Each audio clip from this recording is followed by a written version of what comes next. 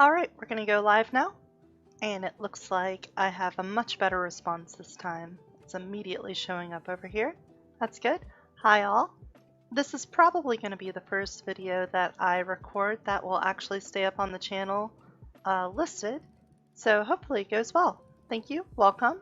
I'm Untitled. I'm going to be watching some videos today that will hopefully help me become a better streamer. And I'm going to put it up here on my to-do list. So let's add some notes there. I know that what I need to do first is watch that Ludwig video, and then there's the toast video. And then we'll make our own little list of things that we should do. And I'll probably put that up in a little notepad on the screen. So, you know what, we don't need to add that there. Oh, that's so big!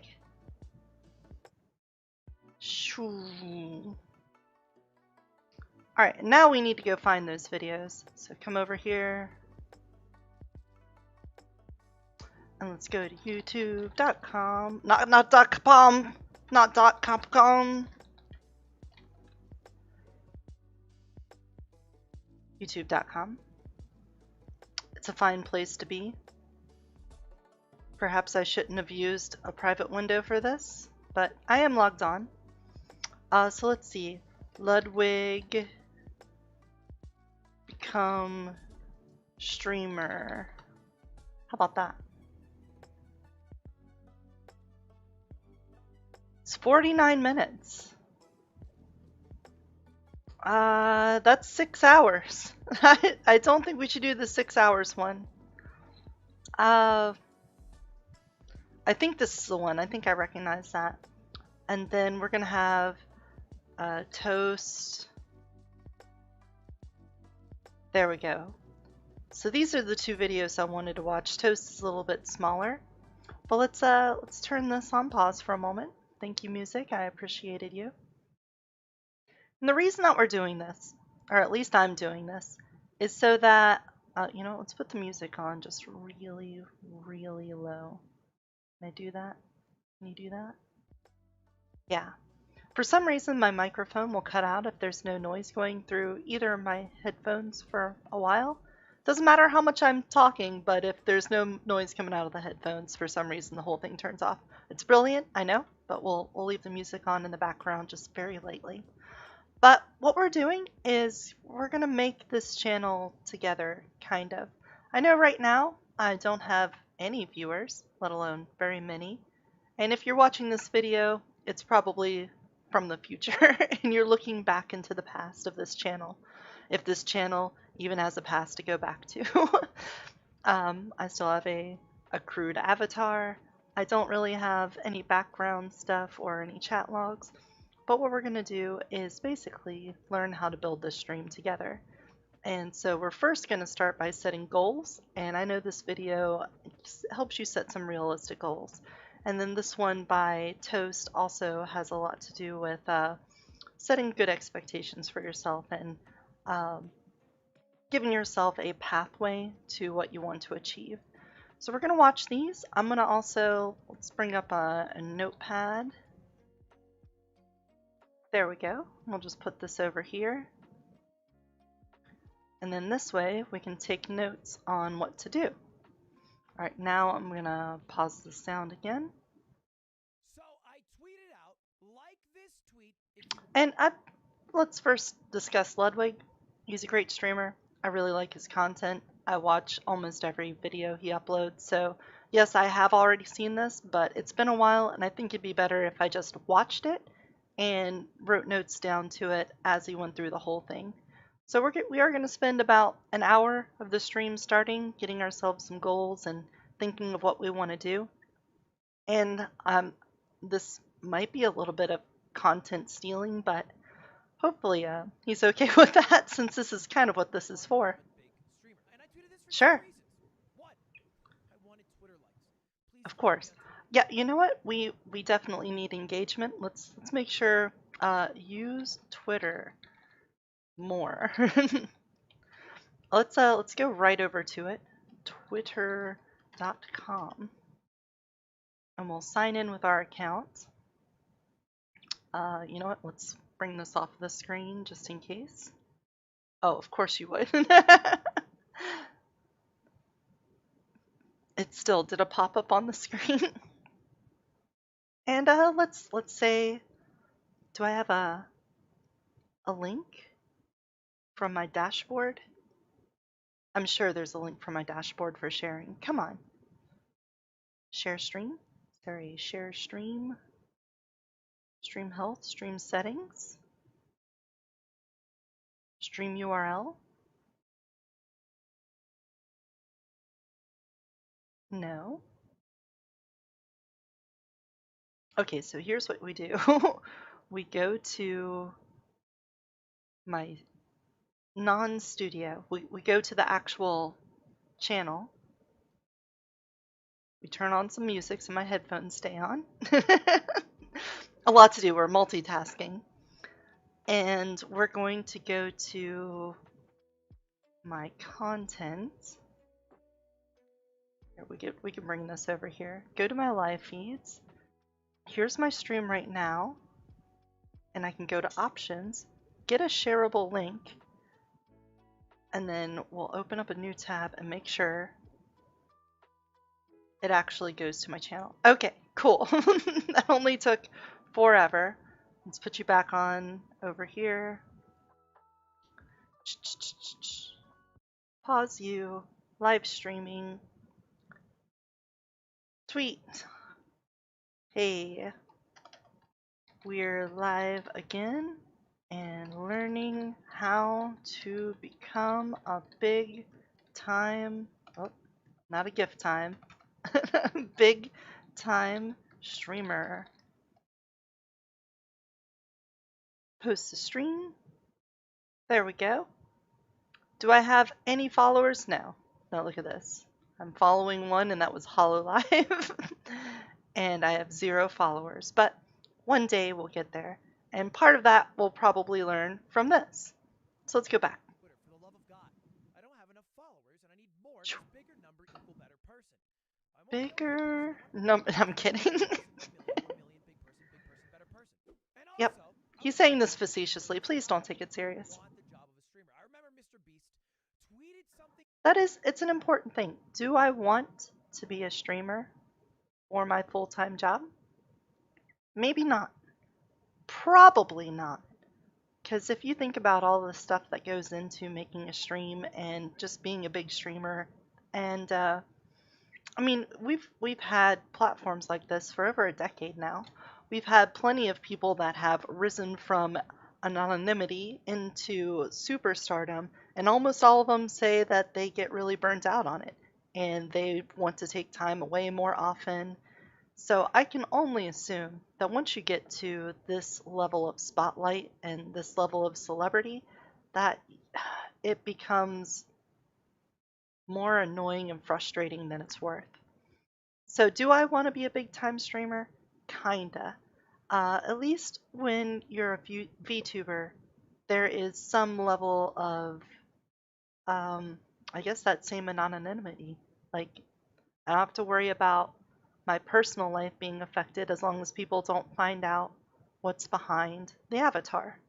Thankfully, there's a dimensional gate between me and you, so that's going to be even harder in my case, but hey, whatever. Maybe a few months ago about being a YouTuber and it had hundreds of thousands of likes. I think people like the idea of being a streamer. Yeah, it's the idea, but the reality is different. Because, well, let's just be frank, it allows you to play video games for a living, make your Kinda. hours, and potentially make buku bucks. And so, Buku. I wonder who started that word. I imparted some of my knowledge to Twitch chat and to YouTube on how to make it as a streamer. At least as far as I know. I'm not the end-all authority on this. I really don't. Oh, of course it would become a site. Is there like a definition? Talk about it. Either because they don't want Buku. or most likely because they're just lazy and can play video games and get more viewers. I mean, that was the correct spelling. Who would have thought? Oh, Buku? So that's what I did. And we're going to take a look at it here today. All the knowledge I have rolled up into one I PowerPoint guess it's not an presentation. actual word. And the PowerPoint presentation is called Oh, How to Make It Big as oh well. a Streamer. That I is thought the we might learn entire something while goal he of was all of this, rambling. is making it big as a streamer. You know, Well, all you have to how do to is you stream. just do this to become big as a How to streamer. make it What? big. So I get it. I get it. A lot of people want the stream, How? but this is the start. Why But listen to this me? is also how It's a you fair get question. small as a streamer, I'll so. tell you why. Growth. I'm now the 42nd biggest viewer on Growth. Twitch.tv. Not flexing, just stating facts. This is my chart line from quarter one of 2019 Yep. up until December of last year. I Uh-huh. can tell you January, even better. Now, hey, I'm not the Yep. biggest. I'm not the brightest. I'm not the first, and I won't be the last. But I'm just a guy telling you what I've learned in my 2.5 years, almost 3. I mean, this is actually super impressive. That's more, it looks like more than double the rate each time. I mean, definitely here, but then it doesn't, it stops doubling. But I would say for your first year, doubling every quarter or more, that's got to be a lot. Trying to meet or match that growth seems really difficult. And that is starting out from zero. It's not like some people who already had a following and they could reasonably be already at a 5,000 viewer mark. I mean, he did start out from nothing, and now, well, that was quarter four 2020. We're now in quarter four 2021, so it's going to be a long ways up from there. Of being a streamer. So stick around. You might learn something. And while you're here, subscribe. Heck, Oh, it only takes a few seconds. You know, you know what? I sometimes probably the should. algorithm will unsubscribe you. Maybe double I tap think it. it's only Change polite. from red to gray. If we're I'd gonna appreciate it. capture somebody else's content and basically reuse it to better ourselves, the least we could do is give back a little bit. Do you want to be a streamer? That's it. That's how it starts. This Uh, is it. Now, maybe on the do surface you level, you'll be want thinking, well, to yeah, be I want to a be a streamer. Are you streamer? kidding me?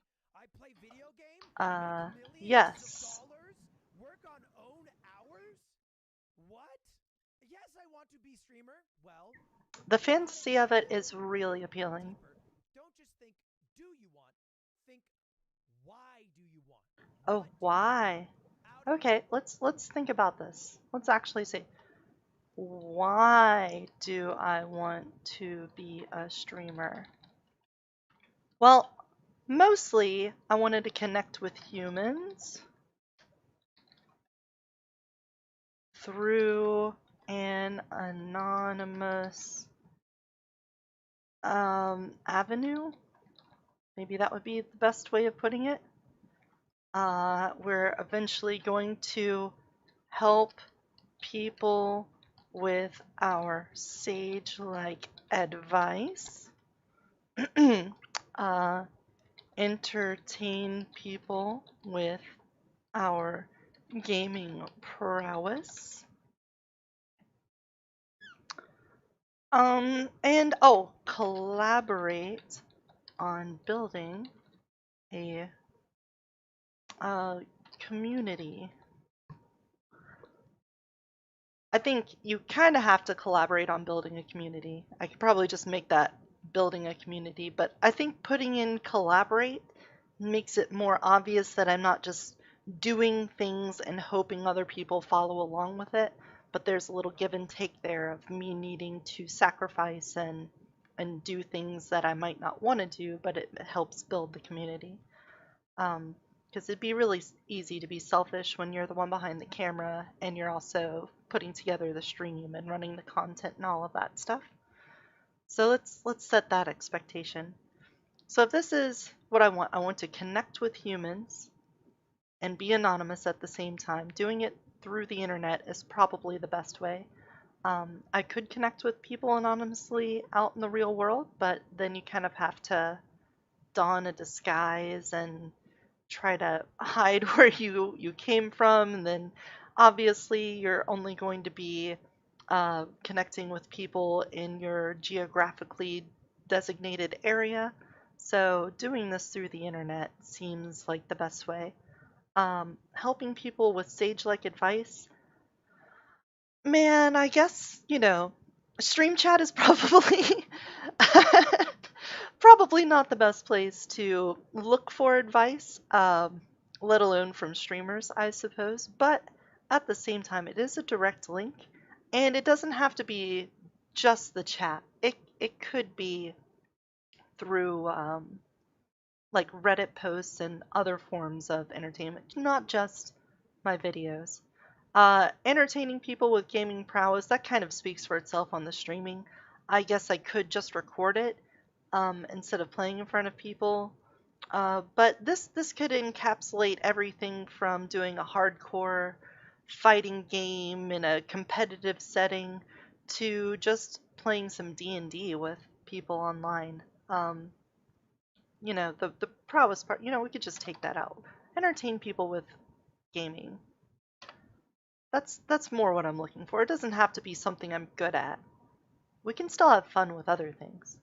And then I want to build a community because I know from my experiences on the internet that it seems like communities get very toxic very quickly, and the bigger they are, the more likely they are either to become toxic or to splinter into toxic parts. And I want to take a stab at this and see if I can do anything to remedy that or to get ahead of it and try to build a place where humans can gather and kind of, it's not avoid the toxicity, because I don't think that is a reasonable expectation to have for yourself that you can stop it. But if we could identify it better and tease it out, then that might work better, especially if we're focused on it as a community and not just secondarily as, well, if we want to grow, we're gonna have to get this toxicity under control. So let's make that our fundamental goals, our guiding principles here. Can you guys even read this on my screen, my little notes? I mean, I'm looking at my little viewfinder window and it looks scrunched, but it's probably okay. I mean, I am annotating everything I'm saying, so hopefully it's okay. Let's just do a quick poll in chat. How many people Let's do it like want this. to be streamers? So it's like most people in this chat Oh, like the idea of being a streamer. All right, every probably. single person who I said bet yes, whether you said most yes or people abstain, that tuned in and stayed tuned into the stream would want you that. need to do this right now.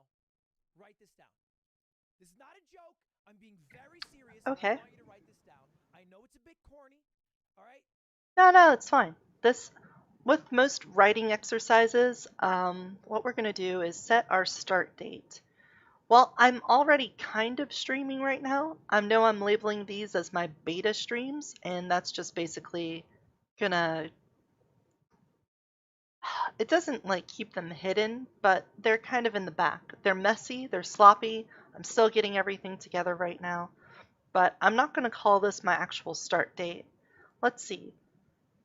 This is a pretty important day for humans, it seems like. Everyone's worried about it. Um, and sometime, I mean, this is the start of your new year, so that's probably also important. I could probably do things leading up to this day. Everyone should still be available. You know what? Maybe this should be my start date. The day after Christmas. So let's do that. We're going to set our start date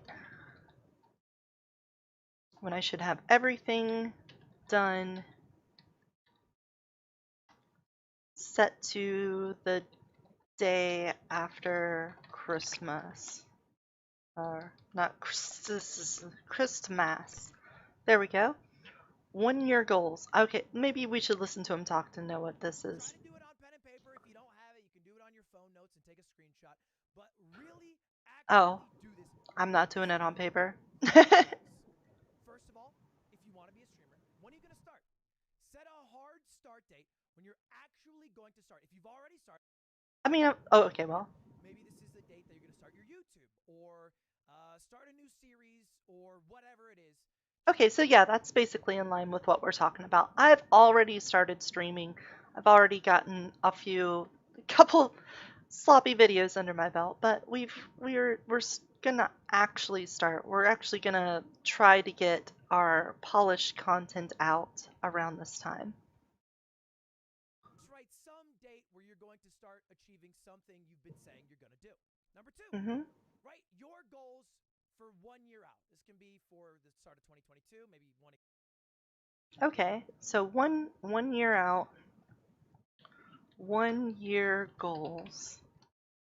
Let's see. Well, right now we are literally starting at the bottom. I have 0 followers and 0 viewers, at least while I'm streaming, and I don't think any of the other videos on my channel have been viewable or viewed by anyone else. So, let's see.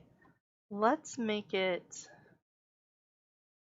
maybe, well, do I really want to compare my growth to Ludwig's? Maybe not. So let's see, in 1 year, where do I want to be? Hopefully, well, let's see. Maybe it gives a little more context. Maybe a few months, doesn't really matter. All you need to do is have a set period of time and goals you would like to achieve by the end of that set period of time.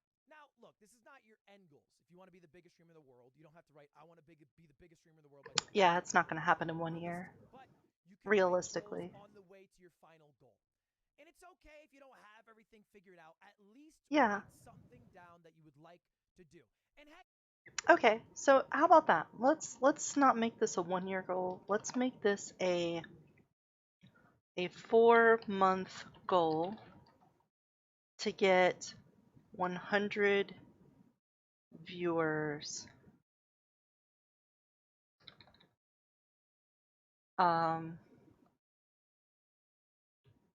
Maybe just 100 subscribers. Let's set it that 100 subscribers in 4 months. So that's gonna put us in January, February, March, April. Oh yeah, of course we're at 0 right now. So 4-month goal is April, 100 subscribers. And then let's set out a. Then we'll set our 1 year goal, because it should have some exponential growth, and that'll be December to the 1,000 subscribers. Right? I think that seems reasonable.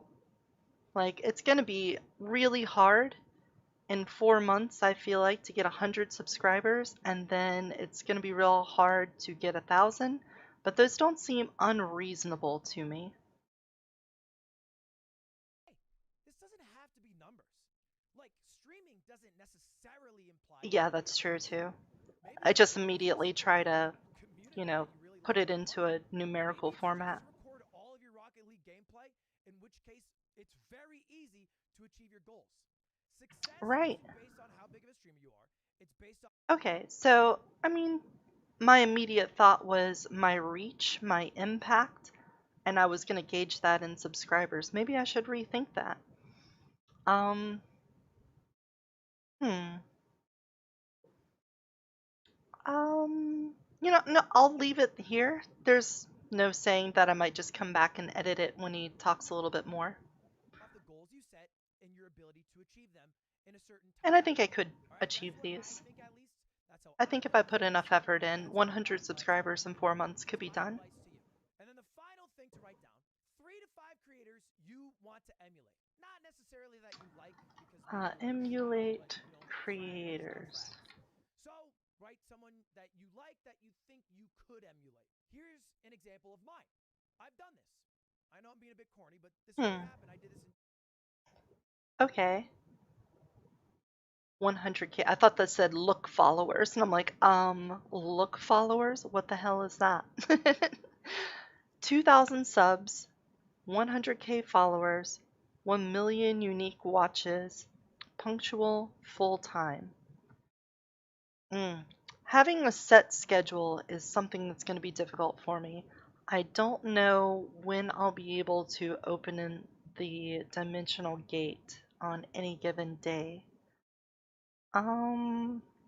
I understand the need for consistency, but I'm not going to set it as a goal just because I don't know how reasonable that is.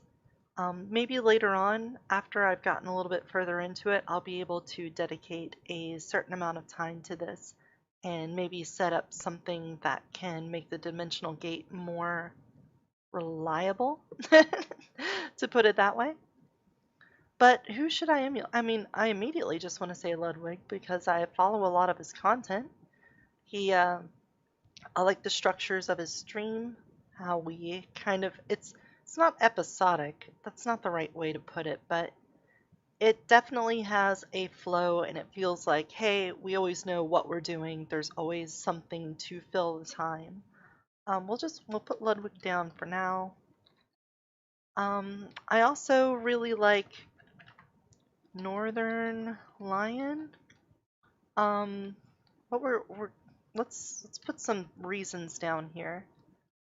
The reason Ludwig is for consistency and energy, definitely. Northern Lion, I like him because he can recall a lot of information for one. He's very wholesome. Let's put that down. Wholesome. And I want to encapsulate that same kind of feeling too of his wholesomeness. Um, while also, well, man, he's also super consistent. He's a motherfucker that puts out like 5 videos a day. So, um, it's gonna be hard to be on track with that. I guess both of these are about consistency. But he's wholesome and he is erudite. Is that the word that we're looking for? Erudite? Someone who's good at talking? Oh, just great knowledge and learning. Yeah. And erudite. Nice. Now, someone else. I also like this guy, Neuro Zerg, who streams on Twitch. And he is also really wholesome, but I'm not going to put that down again. He is a great teacher and listener. And he's also goofy as fuck, and I love that. And a goofy goober. So that's probably the 3 streamers I want to emulate. Ludwig because he's got the energy and the like platform that I'm looking for. He seems to have a structure to all of his streams. Northern Lion, who is super wholesome and he seems really educated and learned. He isn't the best player of most games, but he is someone that you can talk or listen to for a really long time and feel like you learn things. And then Neuro is a great teacher and listener, and I love how silly he can be. 2018, I wrote down all my goals. I didn't actually just do it for stream. I did it at New Year's. Do a I little did it bit of for editing here. many different things in life, but these are my stream ones. Let's I go wanted to hit 2,000 goals. subs, 100,000 followers, 1 million unique viewers. I wanted to be punctual, and I wanted to go full time. And I went 4 for 5. 4 for 5 is There we pretty go. good. That is pretty good. 4 for 5. And that's an important note. Like, I can set goals, but if I'm at like 90 subscribers in April, I shouldn't see myself as a failure or thinking it's not working. Hell, even 50 subscribers. What I need to do is see why I'm not achieving my goals and either adjusting my expectations if I really feel like there's nothing I could do better, or in the more likely case, find a better way of doing what I'm trying to do. Um, if look, he was put 5 goals up for himself and he missed one of them, it'd be real easy for any number of people to just look at that and go, "Oh, I guess I'm a failure," and just give up on it entirely. And this was him in 2018, and look now, like this one video has 500,000 views. That's more than he had in followers. That's several like levels above almost everything else here. Um, where are you at? 2.42 million subscribers? Yeah, like 3 years later, he is so much higher up on this scale than he expected. So, if he missed one of his goals, I could probably miss a few of my goals, and you can probably miss a few of your goals, and you can still keep moving on and be fine. We'll take 80%. That's a B minus. That's a 3.0. Almost 2.667. Still pretty close. Still pretty close. At the end of the day, We'll I was just keep able to on set goals averaging out. and then hit them. I hit these goals by the end of 2018. And then I was able to keep going. Part of the reason you do this is because, hey, it's very obvious that streaming's not for everyone. Right. And that that's also why people go to college and they find out that it's not what they want to do, or the specific thing that they went to college for is not what they want to do, because the idea of doing it is different than actually doing it. And you've basically got to put your hands on to find out. And through setting up these goals and trying to reach them, you're going to be more grounded in that attempt and give you more realistic expectations of what you want to do. Like if I weren't to set any goals right now and I just jumped into it, I could easily see in 4 months me feeling completely lost or I have no direction, or any amount of growth that I did have doesn't feel like anything because I didn't know what to expect. So even if I show up with only 10 subscribers in 4 months, I at least know that when I had my goal of 100, I came short by this much instead of just going, I'm short by some nebulous amount that I could never achieve because I never actually put it down in words and thought it out. It's also obvious that it's better to take a shot on something than to never try it and regret that. But how do you know Right. how long to do it or what to do? Well, this does that all for you. If you write down your Yeah. goals and you set a time frame to hit the goals in, then at the end of the period, right, at the end of next year, 2022, you can reflect. You can be like, hey, I went 0 for 5. Right. And that reflection's going to help you look back on all the things that you've done up to that point and how you can improve it. Uh, and again, I'm a little worried that I'm not going to hit these specific goals, but at the same time, I'm a little excited because it could be that I way outpace these goals. That could be really cool, but we don't know until we try.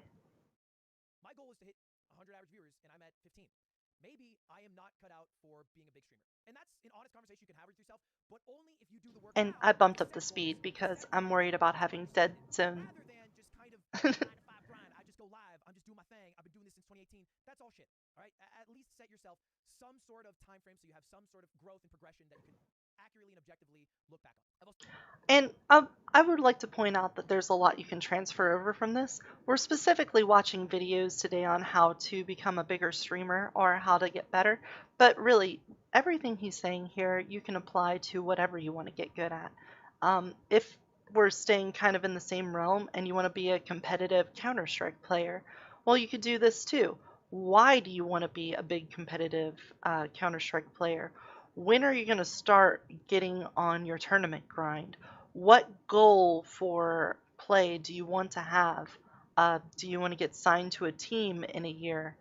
Do you just want to have a Twitch following or whatever?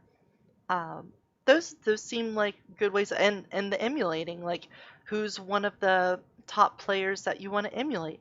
Are they even a competitive player? They could just be someone that plays on Twitch and they're particularly successful at it. So, while you might be seeing this and joining me in the trip to making this stream into a stream, know that you can take these lessons into other parts of your life and apply them there. Support the 5 streamers that I liked and thought I could emulate. CD the third, I think he was one of the best streamers, still is, in terms of integrating music. If you ever thought, like, damn, nobody plays Oh, music well on stream, that's because CD the third. Nick Merckx, he's great with his community. I don't know who he's talking about, but I do have to say that having a little bit of background music helps. I don't want to play it right now just because he's talking, and I feel like that's a little rude. Oh God, I'm wigging out. I am wigging out. Stop that. Blah. All right, we're back. Anyway, I don't know what he's talking about, but having some nice background music does And help out a stakes in lot. every single Fortnite game. He taught me a bit about stakes. He taught me a lot about community. Soda, I've always thought was Stakes, that's right. Where should I put that in here? Stream planning. We need to set stakes. Is that the right spelling for that? Is set stakes?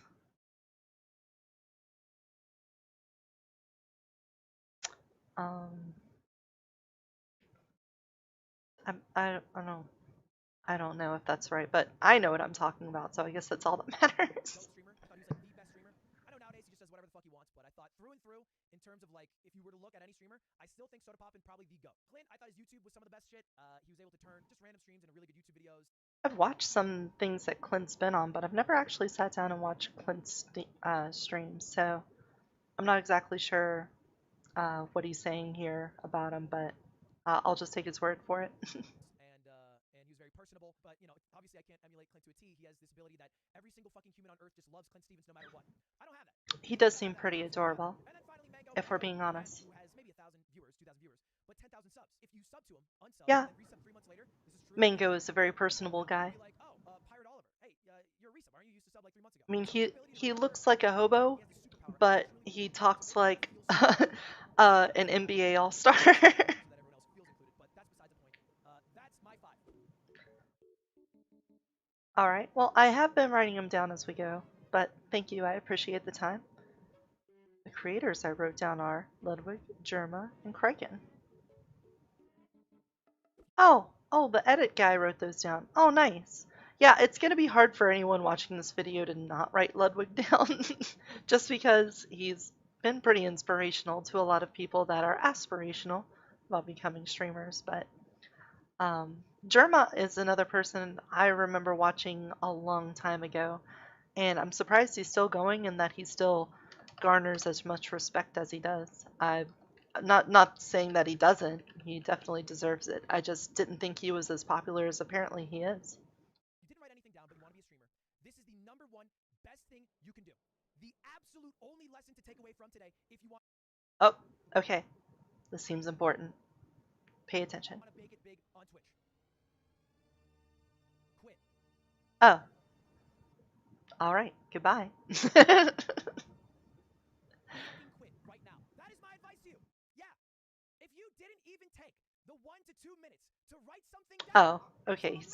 Who is a top 100 streamer. He was speaking specifically to the people that didn't write anything down. Who knows That's fair. I promise you, you will not make it through 0, 1 viewer streams for 5, 6 hours at a time. It's gonna be miserable. You're gonna hate it. It's not gonna be fun. And I'm also not the person that he's talking to right now, but I could probably deal with having 0 viewer Andy streams for maybe a couple weeks. But I think even with a good positive attitude, that's gotta wear down on you. You know, just feeling like you're wasting your time. Especially, I specifically want to try to have a connection and a community. These are all things that are contingent on other people being here. Obviously, I can see in the beginning I'm going to have to create content that's more geared to generalized advice and generalized connections, and that's probably walking on the edge of a parent-social relationship kind of thing. But I think we could get through that. And the best part would be is as soon as I have like a very, I wouldn't say fanatical, but invested core audience that comes back on the usual, then it'd be easy to build off of that and do the actual content I want to do with them. So, just getting to the point where I have maybe 5 people that show up on the regular for my streams, we can really start doing the things I want to do. So I think that's reasonable. As for people that wouldn't even write down some of their goals and yet they want to be a streamer, I agree. You're probably going nowhere. And you're not going to achieve your goals if you didn't even write them down in the first place. And this is not trying to be mean, but let's just take a guess. Chat, I want you to guess right now. Tell me the number of people who streamed last month. 50,000. Ooh, the number of people that streamed last month, that would have been January 2021. I mean, we're still dealing with lockdown stuff. If I were to guess, like maybe is 1 million too much? I know there's a lot of 0 viewer people that are streaming on Twitch and on YouTube. I'm sure he's just talking about Twitch right now, but I wouldn't be surprised if there's a million people streaming at any moment. Sure. 650,000. Wow. 5 million. Okay. Sure. Big range. It is 6.9 million. Holy cow, 6.9 million unique streamers each month. Wow. Okay, so I was way off by quite a large factor. 6.9 million unique streamers every month. Streaming is not as it was in 2013. It is very well known, it is very mainstream, and it is very competitive. If you wanted to. Right.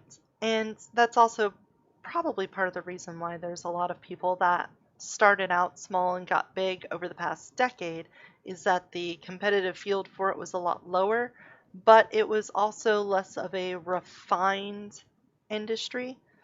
So now we have all of these resources and how to get better between integrated streaming platforms and all of the encoders and other equipment that you need. I mean, if you wanted to get into streaming back in what 2010, you had to have like a capture card and a really good internet connection, a fast processor and GPU, and um, man, it was a huge barrier to entry. And now, everything that I'm using right now is basically free to use. I have an open broadcast software, I have a face rigging software, and a YouTube account, all of which I don't pay anything for, and yet I'm still able to do these uploads. So, right, the competitive field is huge now, and there's a lot more resources for getting better. So it's going to be harder to capture a larger part of the potential audience out there.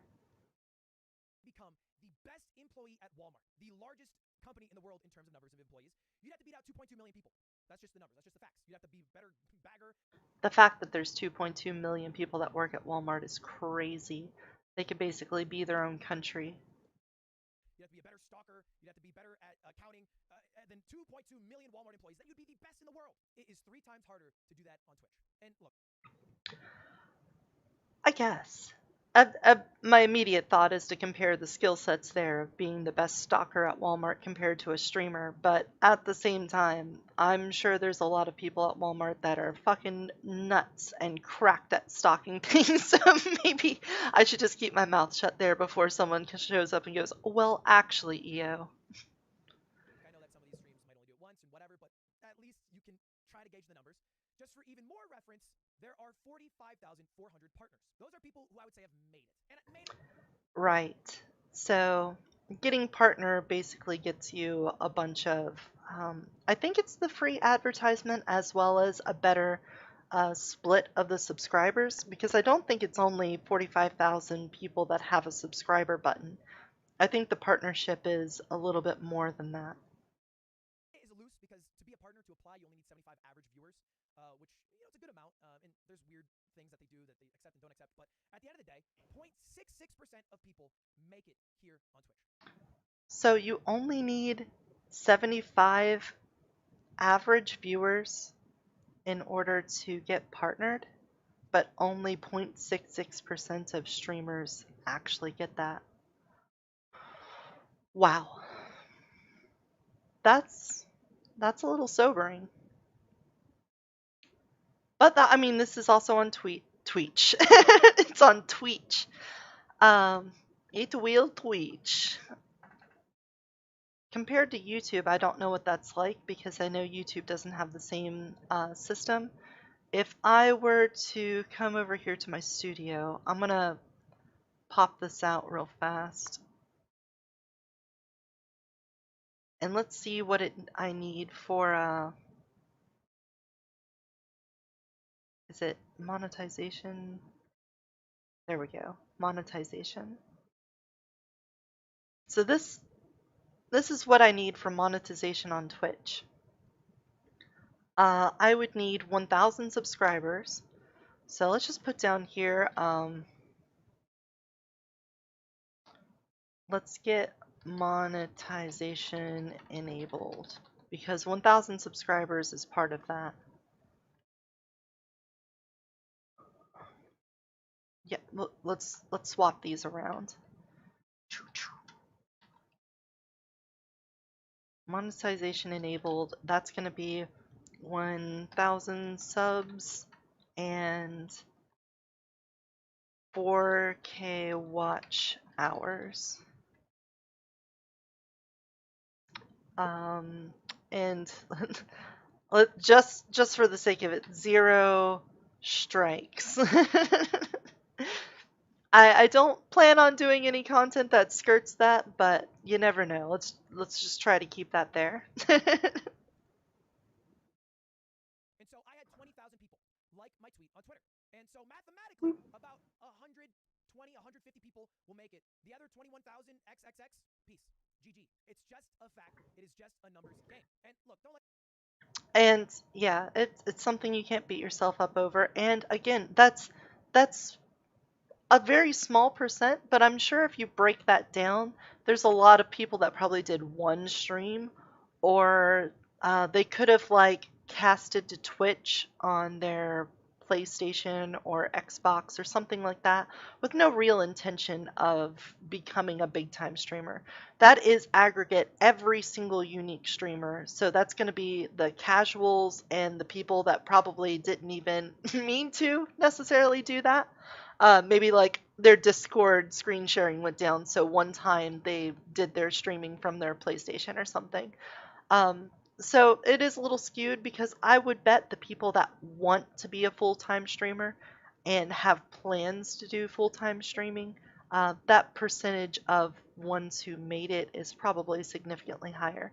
But you still have to consider the very large number of people and the handful that come in from other platforms or um, some kind of established media empire, and they'll immediately make it without hardly even trying. So don't be too dissuaded by those numbers. There's some truth to it, but there's also some misguidedness to pointing that out. Let that be too daunting to you because there are some pros. First of all, you make your own hours when you stream, and that's a good thing. That's really hot. You're your own boss. Hmm. This, just for some reference, is how many hours I work. It's not insane. It's not as many as someone who's like a doctor or whatever, but I streamed this many hours November, December, January, past 3 months, and I spend about 25 hours a month on YouTube. That's one, making thumbnails and titles, but 171 um, hours a month streaming, and I guess he said that was editing YouTube. And then business is just back end stuff, I guess. I'm sure once you reach that point, there's a lot to do on the back end compared to just doing the stream, editing a video, and uploading it. You probably have to deal with sponsors and working with other content creators and collaborations and doing travel for business. Yeah, I can see that easily building up um, as you get bigger. But let's break that down. So for a whole month, a normal person is 40 hours a week, and there's 4 weeks in a month. So that's going to come out to 160 hours a month. And he's saying he's already doing 100 and what, two in November. Let's go with the lower of these, that December. Well, it's probably because he took a break. Maybe November is the better one. Or maybe January. Well, no, because that's when he started the, was it January when he had the subathon? I don't know, let's go with November then. So that's going to be 216 hours. And we're going to divide that by 4. So that's going to be 54 hours a week. That's not bad. I mean, you could easily um, you could easily get to that. You do 8-hour streams 5 days a week, and then do a little bit of editing afterwards. Right, you're already at that um, expected work hours for full-time streamer. This is going to be wages, and this is for streamer. So we're going to go with 54 hours a week.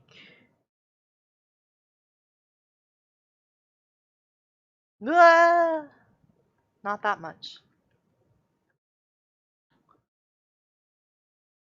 There, we should set that expectation for ourselves. If we're going to be a big streamer, we're going to have to put in about, let's just round it up and say 55 hours a week. So that's going to be like 8 hours streaming and one. So that puts me at 54, right? 9 times 5. No, that's 55. We're fine. No, that's 11. 11 hours, 5 days a week. So 6 days a week. Wow. So it'd have to be like 10 hours streaming and one edit 5 days a week in order to hit that. Obviously, you could change that a little bit and have it be 6 days a week or all 7 days a week. But man, 10 hours streaming? I guess it doesn't have to be consecutive. You could do like 5 hours and then have a break, edit some of the video, post a clip or something, and then do 10 more hours of streaming and then do a little bit of breakdown after that. But that does put it in perspective. That is a lot of time streaming each week in order to go full time. Mostly actually just looking at what works and trying to Water build into time. that success. And then like 20 hours on business, whether it's like calls for sponsors, or like when I do a stream on chess.com, or whatever it is, I spend, I would say, roughly 200 plus hours a month. And then there's also the aspect that I'm always on. You know what I mean? Like, Yeah. I think this comes out to a pretty reasonable expectation. I don't think for what I'm doing right now, I need to be at this level. Because first of all, I don't really have the dedication for it. Or that's not right, the right word for it, but I don't know if I could reasonably hold myself to doing this much streaming right now, nor do I think it would have the impact that his does.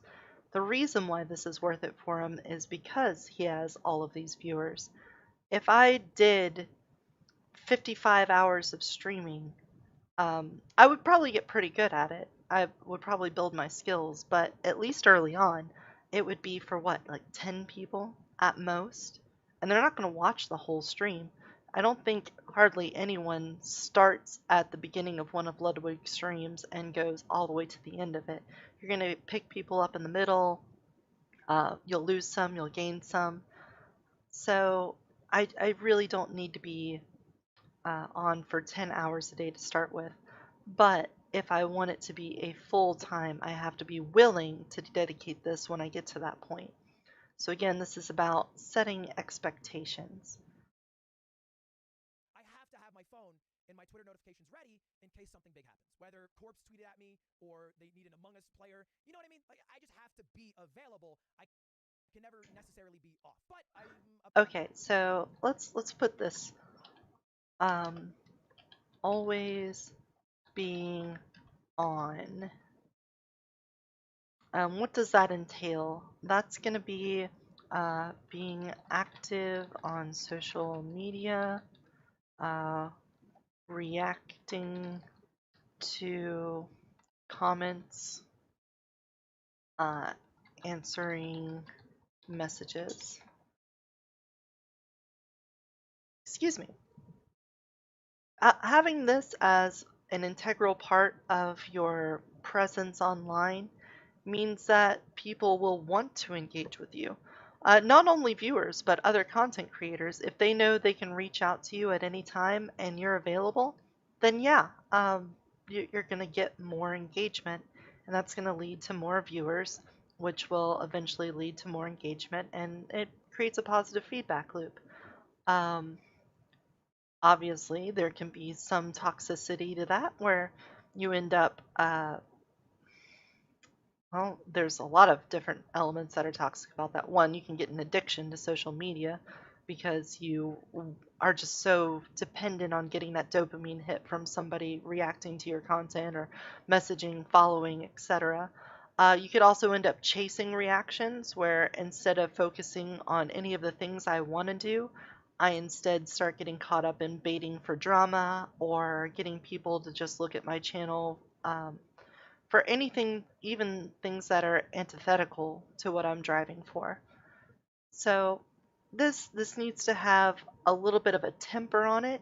I can't necessarily always be on, in that I can't always be ready to jump on something just because I think it'll be juicy for content, because I'll ultimately end up betraying what I'm doing this for. But I do need to be available. Let's put that down, available, for the things that I want to do. about 200 plus hours a month. You don't have to be available. Sure, I don't necessarily have to, but I would lose out on growth if I'm not. And I think that part of the reason that I'm successful is because I am available. And you'll see people like Carl Jacobs, who's blown up. Doesn't matter if you like him or hate him. Carl Jacobs is blown up on Twitter and Twitch and every platform. And Carl has post notifications for every big YouTuber. So if they tweet, he sees. See, I'm sure that is a strategy that works for them, and I don't know what this person's like personally or how they feel about it, but that does seem to be a good way to get views, is just to force yourself, not maybe not force, but you basically insert yourself into every other content creator's direct line of sight. You wait for them to post something, then you react to it, or you comment on it.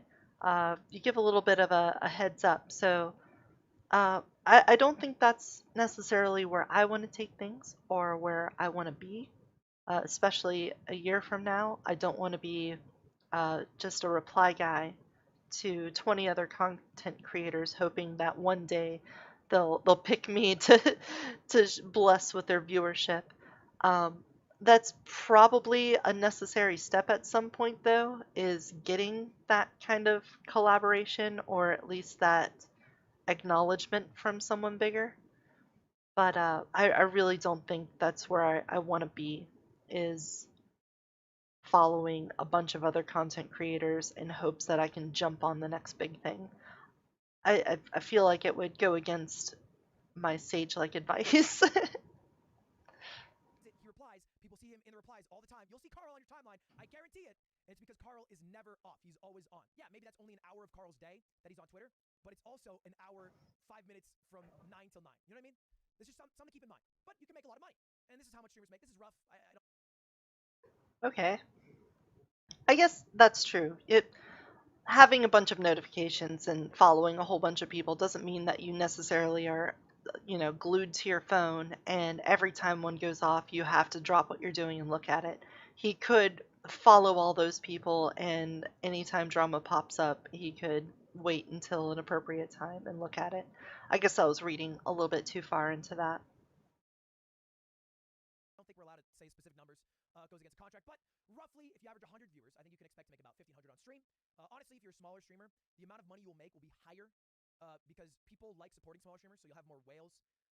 It's kind of like a bell curve where people really like giving money to smaller streamers, and then middling streamers like 1,000 to 5,000, not so much, and then big streamers they go back to being whales and stuff.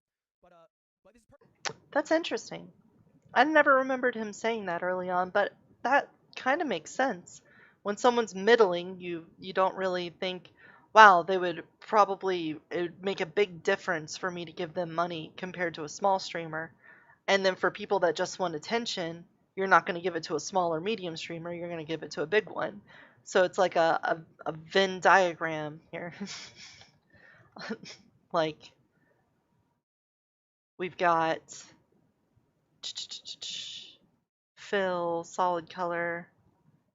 I wanted to right click that. So this is like uh, people who give money. What? No, pink. Um, of course, that's going to overflow it. Is there an alpha? Can you set alpha? You know what? Let's just no fill. There we go. So if we're going to conceptualize this, this is like donos to help the streamer and donos to get attention from streamers.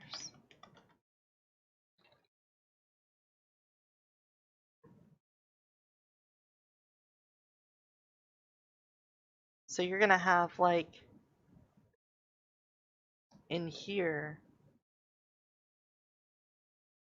your big and small. You know what? This is stupid. But let's use this information, even though I don't think I really needed to make a visual representation of it, to set some expectations for ourselves. There's going to be, on YouTube at least, when I do reach monetization, uh, super chats. And whenever you get super chats, it's a way for people to get noticed. It specifically that's why it's called a super chat. Is it's a chat with way more um, gravitas to it. It's got colors, and usually it's posted at the top of the Twitch chat. So if somebody wants to use that, they're going to do it, one, to help you out, but they aren't going to really feel like they need to help you out if you're someone like Mr. Beast or a really big VTuber like the Hololive girls. But at the same time, if they want to get attention, they're not going to do it when you're a small streamer.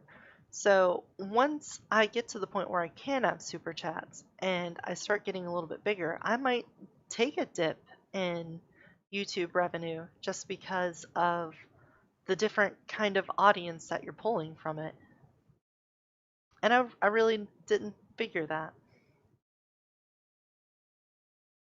Per month. This is monthly. I would say you make about 2,000 a month if you average 100 viewers. If you ever average 1,000, then you start making pretty good money. Honestly, I put negative here. I think you'd be losing money on YouTube at this point. You probably wouldn't be getting enough views, and then you're paying your editor. Please pay your editors, by the way. Okay, I don't care. I didn't know I was supposed to employ one. Maybe later on. Right now, we're not doing that though. How much you love Bernie Sanders, you gotta pay him. No offense. So you gotta pay your editors. So you're probably losing money on YouTube. We'll get into that in a bit. You should still be doing YouTube. If you start getting to like 1,000 viewers, then you start making pretty good money. And bear in mind, this is before tax, and you'll be taxed a little bit more than a normal job as a contractor. But regardless, you still make pretty good money. Is it? I'm imagining that's viewers per video. If you're talking about 1,000 views per video. But then again, I'm not really sure what these metrics are. Money, and you have the upside to make a lot of money. Now, this 10,000 viewer number is obviously varies wildly, but I even looked at a streamer like Tens. That's actually where I pulled this. Tens, he has like 5,000 subs.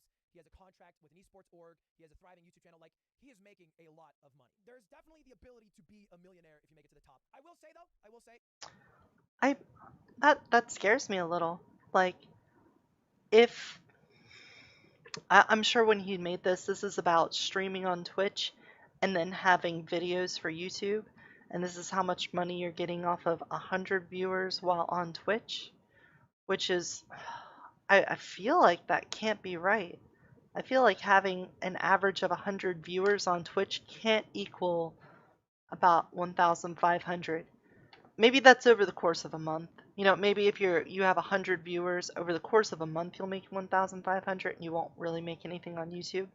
That, when I contextualize it that way, that makes more sense because you get some donos, and maybe if you have a subscription button, maybe some of them are subscribed, but I feel like you need to have more than 100 viewers for that. So I don't know. Let's let him talk. this is important. Let me switch over for just a moment. If you're wondering, because we talked about making it is 0.66%, let's just talk about making to that 10,000 viewer mark. You might be thinking and seeing millions in the eyes, which is great. I mean, sure, dream big, think big, whatever. But let's talk about stands. I do a lot of streams.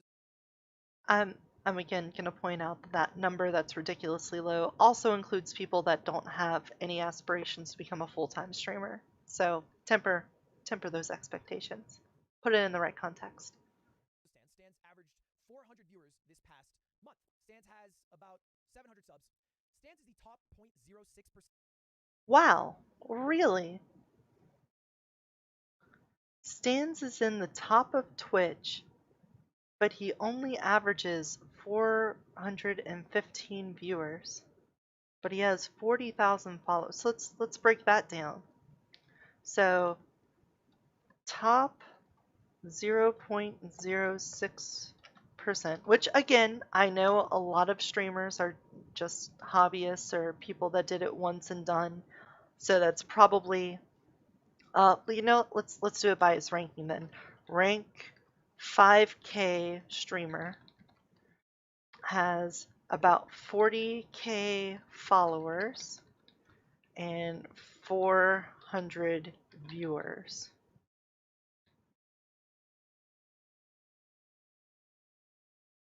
Of Twitch. Think about that. You don't think of Stans as a big streamer, but in reality, he is top 5,000 of 6.9 million. This is truly impressive if you get here. Truly, and I mean that. That is a big deal, and it is very hard to do. But this is more realistically your upside when you start streaming rather than a channel like mine or a channel like XQC.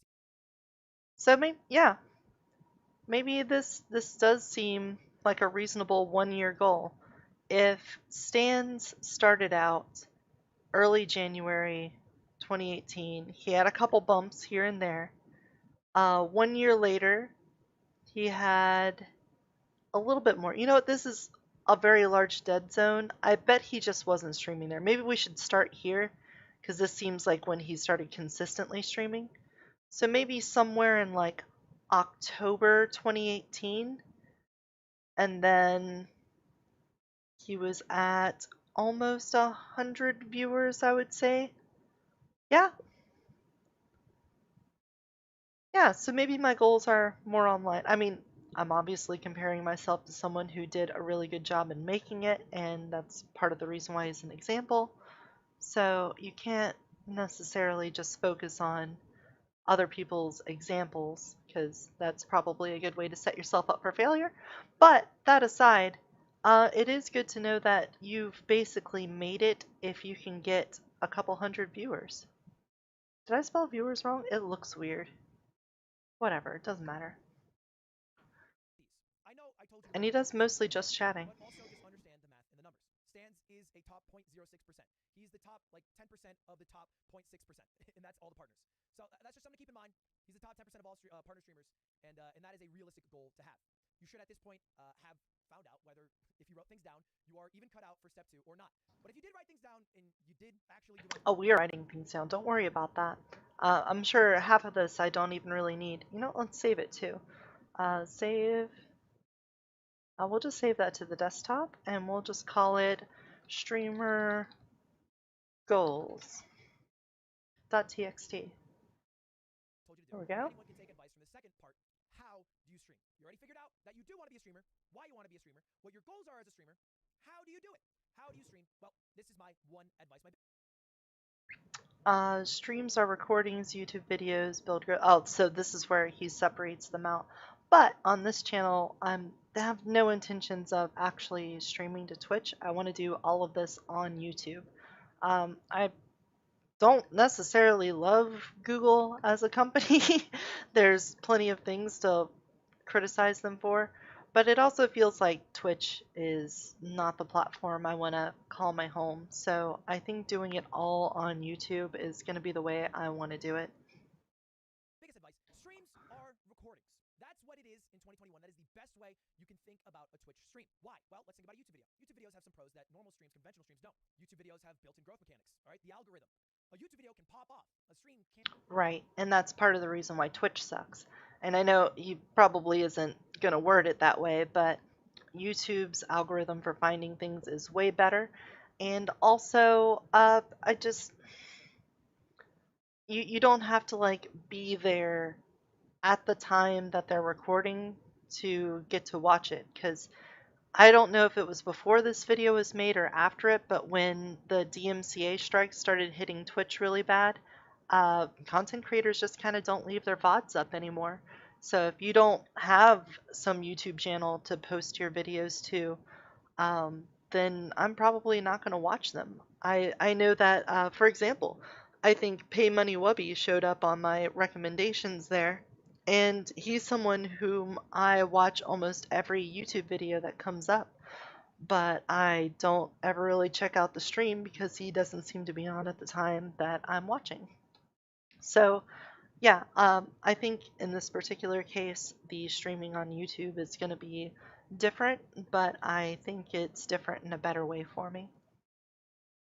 Really pop off, you know? Like, you can go live and I tomorrow can can buy a first edition booster box from Pokemon that cost me 400,000, and I can go live on a brand new channel, and no one will see it. Literally no one, because there's no way for you to know that that is happening, and nobody is digging through the 5,000 zero-viewer Andes, one-viewer Andes on the just chatting section. So that's why. Right. There are basically no mechanics for being seen on Twitch that are exclusive to Twitch. You basically have to get notice from outside of Twitch in order to get picked up, which probably plays into using Twitter and other social media a lot more. And we'll have to do that anyway because it's not like YouTube creates a magic bullet where people are automatically sent to you. You still have to scratch and claw and dig your way towards it. So, um, not going to lie, that's something that's going to be difficult for me because I don't really like social media all that much.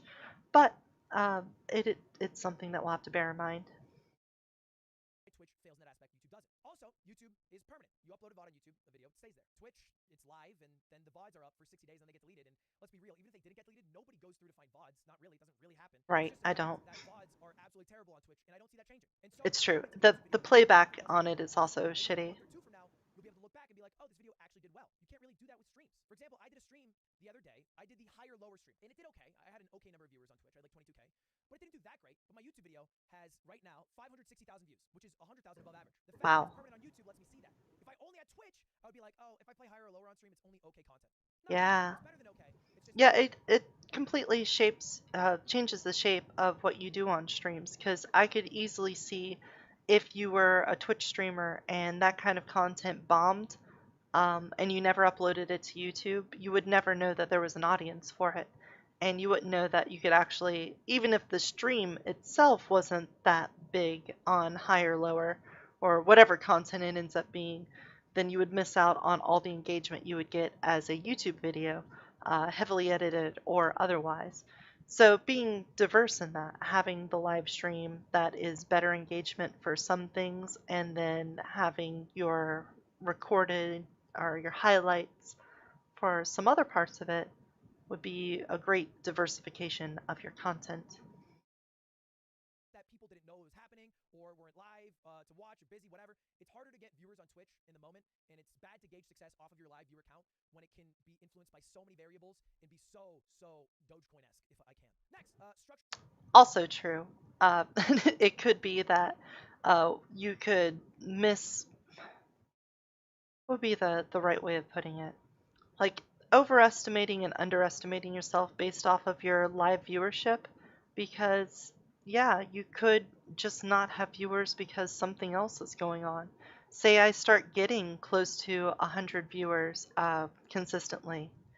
If I get 100 viewers and then the next 3 streams I don't go over 10, I could I could easily see myself getting upset by that. I'd start wondering what I did wrong. But it could just be that I didn't recognize that a lot of the people that I follow another streamer, and they decided to do some kind of special event that happened to overlap with my streams in an unfortunate way. That normally doesn't happen. So I agree with that. You can't make snap judgments and completely change your style because, it could just be random happenstance. It doesn't have to be some kind of systemic or problem with you that you need to change immediately. It could just be a happenstance. Format is better content. This is general advice, but generally, YouTube videos are structured. I think we kind of know that. You know how a YouTube video generally goes. Yo, what's up, YouTube? Back here with another. You know the vibe. Twitch streams don't. Yeah. Let's put that down as structure. I'm sure we'll fill that out a little bit more as it goes along. Man, I might have to stop and go get some water. Have structure inherently built in, which usually makes them a bit worse. Structure just allows you to have a very concise beginning, middle, end. And very concise beginning, middle, end is usually better than just a hodgepodge of whatever the hell you're doing while live. And then finally, every YouTube video is a lottery ticket. We're just Just going to remember, type that when you down. upload a YouTube video, it has a chance to pop up. It really does. If you go live, you're never really going to have that chance to blow up off of a stream. The only people I can think of that blew up off of a stream either were like collabing with somebody really big or came from a platform with a lot of viewers. Nobody just blew up out of nowhere overnight on Twitch. Yep.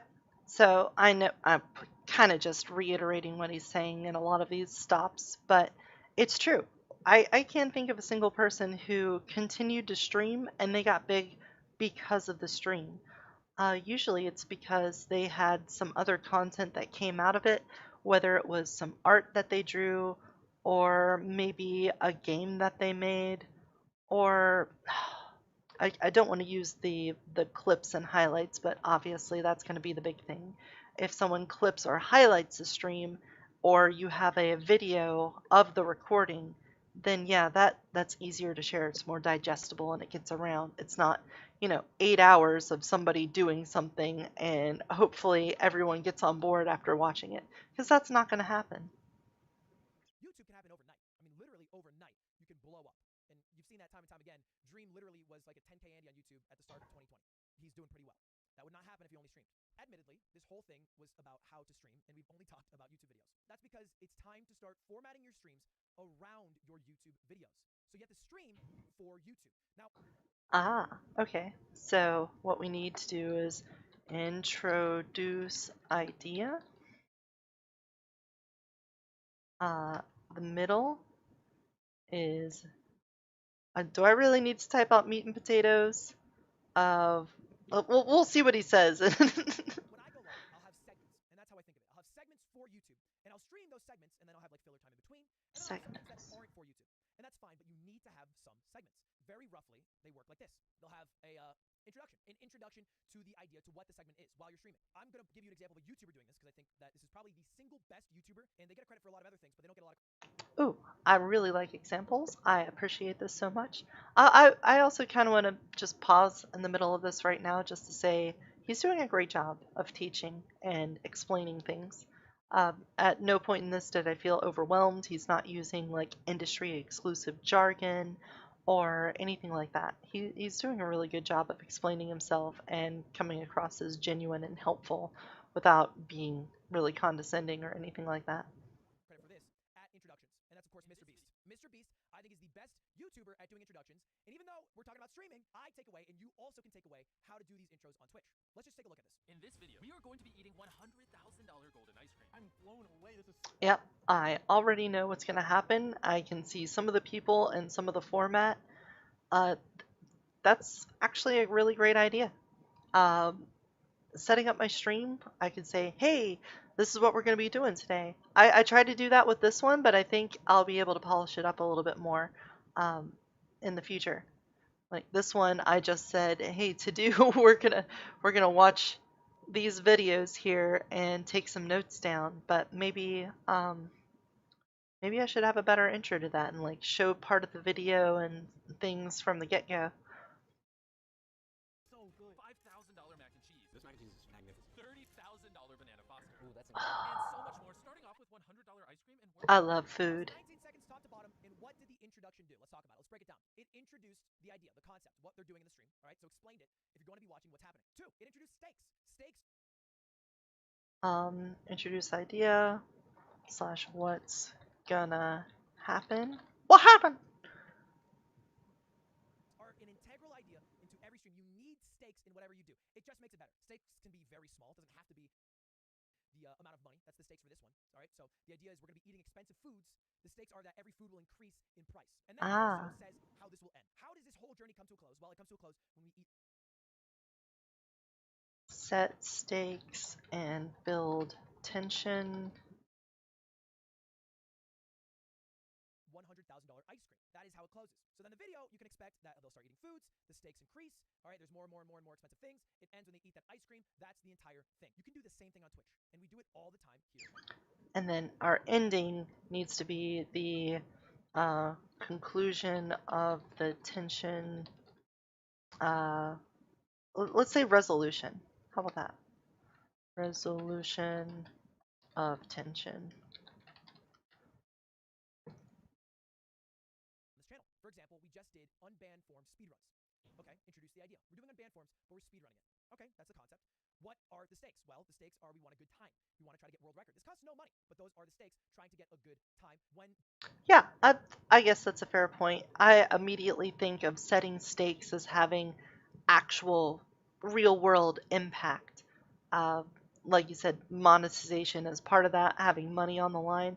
But you can just do it for fun. You could just say, hey, we're looking to set a world record in something that you don't actually have world records for. But it sets, uh, it does add tension to it because now you've put yourself on a clock. You're trying to optimize something. I could see that being um, a reasonable stake. Let's see, the last thing I did on this channel that you guys saw was play Hades, and the only thing I did was just sit and play the game. There wasn't really any stakes, and I was also not really helping it because I feel like when I'm starting to play a game, I just kind of dick around in it for a bit and see what happens so I can learn from it. I think through that whole video, all I did was say, oh, a new thing, let's do that. I guess I could have done the same thing by setting the stakes as we will always take new options. And that way I can never do something comfortable, even if um, I know it would lead to me losing. Like, oh, I could go into this room for a full heal, or I can see what this new room does, and I only have 1 health out of 100. Well, screw the the full heal. I'm going to go with the new thing.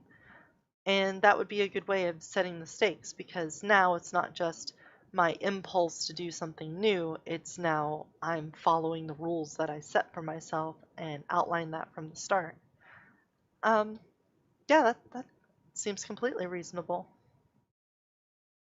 Do we get to the conclusion when we beat the time and get the world record? Very simple, all right? And the meat and potatoes are me just doing the runs. Introduction says everything that's going to happen. Conclusion is when I finally got the world record. Very easy, Nice. very straightforward. You don't necessarily need money, but you can create streams in segments that have all three of these aspects. And when you stream for YouTube, And in each segment follows that structure. So it's a whole stream is going to be multiple segments. So stream planning, I need to have, let's do multiple segments. Now, before I set out on this stream, I didn't have all of this information, so I'm not really going to be able to formulate this stream that way, but we'll work on it. the thing about it is your stream is better, but also you get a YouTube video that is very easy to edit. You can just edit down because everything's built in, and you get to trim out all the fat until you have just this beautiful lean YouTube video that is the 20 minutes, 15 minutes, whatever it is, of gold of the 30. Okay, well, I can move that out there. Plan on this becoming a YouTube or a video. Well, let's say edited video. And then, like you said, if I've already planned it out to be this piece of content with clear segments to it, then it is easy to just chop off the fat. And then there you go. You've got your lean cut 10-minute YouTube approved video. That should help you in the algorithm. Minute hour recording. So it's just a win-win-win. There's no losing here. And don't get me wrong, it is still fine to go live and do regular streams. I actually had a problem when I first started streaming where I would only do segments. I was like, if it's not a segment, it does worse on viewership. There's no point. I just need to do segments. Well, you can do both. And I've learned that. That's something I had to learn, and I had to deal with things like numbers going down and viewership going down. Right. I'm sure there's different strategies for different viewerships and different content. Um, you're always going to find exceptions to a rule, but that doesn't prove the rule wrong. It just finds certain situations where the rule doesn't apply. I think for someone like me who doesn't really have a stream yet and a style, acting on this information seems like the best way to go. This makes sense to me. I can see this working out, and I could see how in my previous streams, just in my little beta test ones, why those would be boring because I did not have a plan. I did not have a stream subject. I didn't introduce any stakes to what I was doing. It was just kind of bleh. It just was me playing a game. And that's you could you could go watch hundreds of millions of people just playing a game. So, right. Well, we'll stick with this for now, but maybe in my journey towards mastery of streaming, I'll figure out when I could bend and break the rules for myself. Bad, and that's something that takes a bit of time. It's like a personal journey. You just have to one day get over it. There's nothing I can tell you. You just have to one day get over it. But I've learned that I can do segments, plan out segments, and then do like just I'll call it filler content. Think of XQC streams. Most of his content is like it's not really formed around YouTube videos. It's mostly just filler content, and it's not bad. I'm not saying it's Right. And that's probably him catering to his viewership. maybe the people that view him are a lot different than Ludwig's viewership, and they aren't expecting that kind of content to come out of him, and so they don't go looking for it. And that, I mean, that thought alone kind of poisons part of what he's doing here, because this is what has worked for him, and he's trying to relay what's worked for him to everybody else.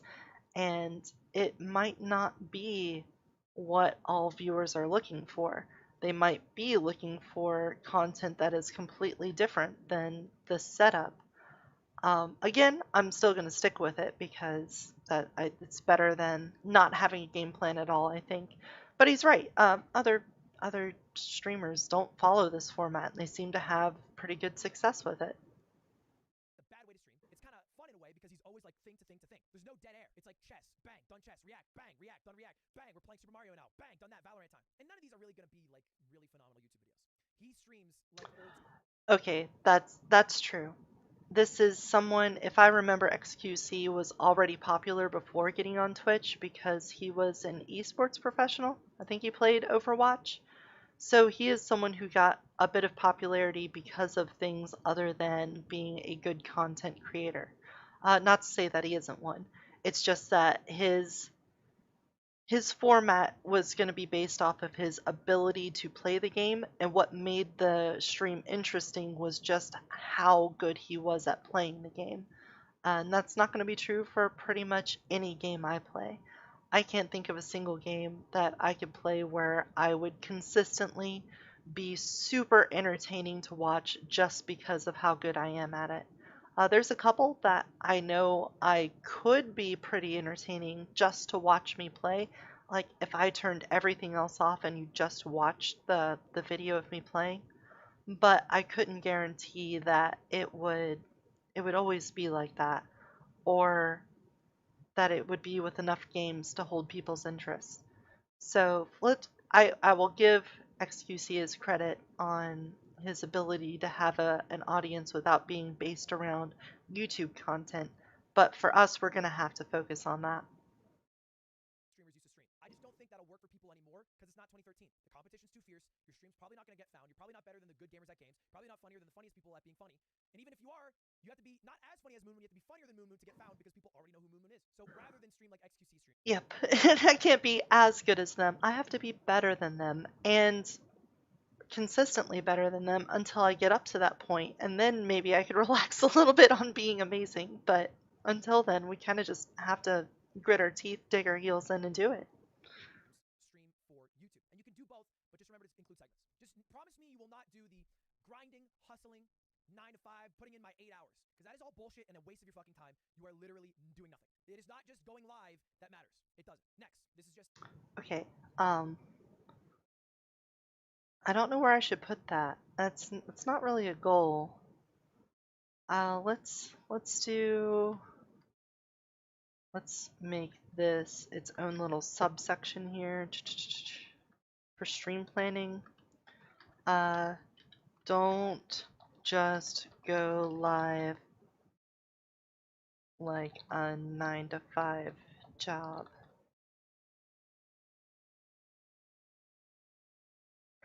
one quick example. Which is a better video? Example of 2 streams. Now, no shots. Blastoise actually had more viewers here. This is Blastoise's stream, ranked Valorant with friends. And then Stan's is ranking favorite avatar clips. Okay. Huh. Okay. Which YouTube video is better? Ranked Valorant with friends or ranking favorite avatar clips? Again, I don't know really too much about how these play out. I think I've seen Stans a little bit, but I don't know Blastoise. If I were to guess, it would be the avatar clips, just because I feel like you could build that tension up. Whereas with Valorant, unless it was like a competition, I guess there's no stakes really.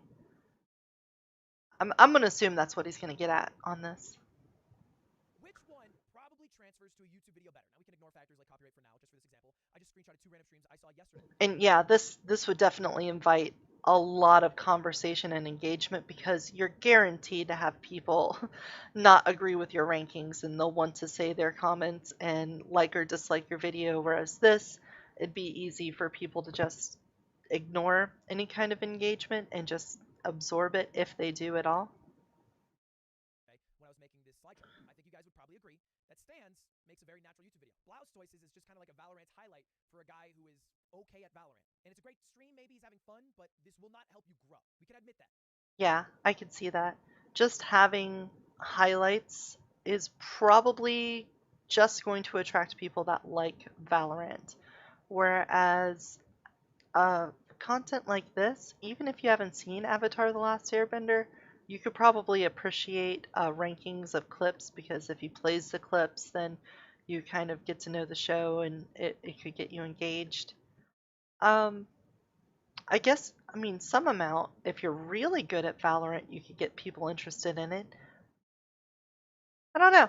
I'm really not sure how that kind of engagement goes. Like, would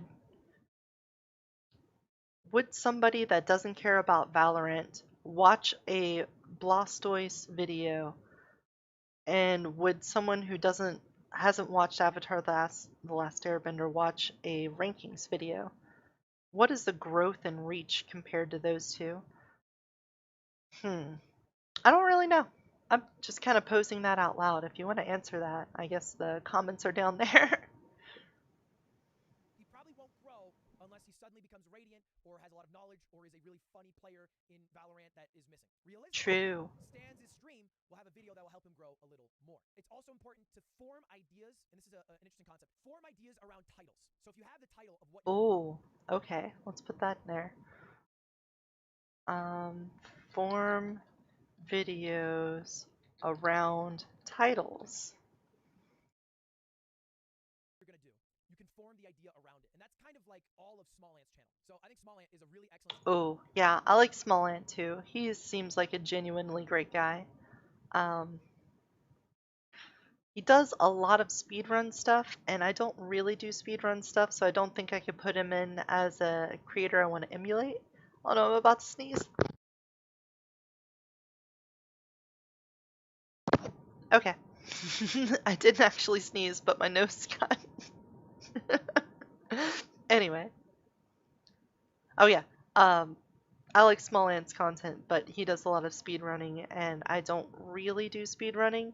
I tried to pick it up a long time ago, but the repetition of it really kind of wore down on me. YouTuber. But let's just take a look at his YouTube channel for a moment. All of these are just really interesting and engaging titles. I turned the floor in Mario Odyssey to lava. Pokemon Ruby, but all opponents have Wonder Guard. A Breath of the Wild YouTuber thought he was better than me. Can you beat Eventide Island without touching the ground? If you form a concept, a stream around just a title, you write your clickbait for you, you write your title for you, and the content. Would I even name this stream? How to become a streamer? With a question mark? You know, that's not the worst. It's not very clickbaity. Maybe I could have changed it to, can I become the biggest streamer on YouTube? I mean, the clickbait on that just sounds ridiculous. um, hmm. Should I change the title? You know what? We didn't set out to make this one our award-winning top video of all time. This is, again, part of the beta streams before the release, which we have a set date for. So we'll leave it as is, but we'll keep it in the back of our mind that I need to focus on forming videos around the titles, the tittles. Will be very natural. It's a lot of work. He works really hard to beat all this, but it's a good way to do it. So, for example, if I want to beat Pogo Stuck upside down, I'm working with the title. I beat Pogo Stuck, but it was upside down. That's my title. That's what I'm working with, and then the content will write itself. So, Small Ant. Right. So I guess I could use this as an opportunity to think about how I could have structured this video. What could I have said to bring more views to this video? I could have said, um, help me is an invitation for people to show up and give comments and engagement. Maybe that would be a good way of doing it. Help me become the biggest streamer. And then I say, hey, in this video, we're going to be watching a couple of content creators on YouTube and their advice on up and coming streamers. There's no, what stakes do I set for that? How do I set stakes for a self-help video? I don't know. We'll probably get better at setting stakes for ourselves the more we do it. So let's just continue and maybe we'll think of something. Great example of that. Great example of having titles, both in streams, because he streams all this, by the way. He streams all this that translate to good YouTube videos. All right, let's go next. The 3 ways to grow. Okay, 3 ways to grow. Okay. Let's put this in here. How to grow.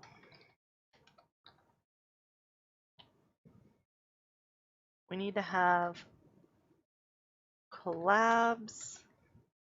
We need to have outside traction, and we need big events. Talked a bit about the middle one. We're going to go on it a little more, but let's start with collabs. Collaboration is probably one of the best ways to grow. I am not dumb. I am not oblivious to the fact that I have used Corpse, Technoblade, Sykkuno, Pokimane, you name it, and it's helped me grow. I mean, that's just a fact. If you collaborate with people, it helps you grow. And it needs to.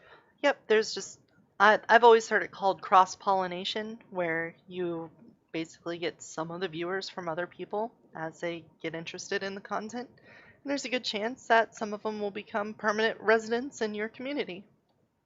I mean, it's not more complicated than that at all. I don't know who I would collaborate with. Based off of this stuff, I feel like it would be some of the, I don't want to say debate bros necessarily, but people that just want to have conversations. I was thinking about getting into VR chat and just talking and hanging out with people there because they seem pretty open to just hanging out with people and talking. And that could be a pretty fun way to build the community. I don't think that necessarily is a collaboration with, I'm assuming he's talking about people that have established communities and not just other no names, because if you're just a bunch of zero viewer handies, your collaboration doesn't really help you grow.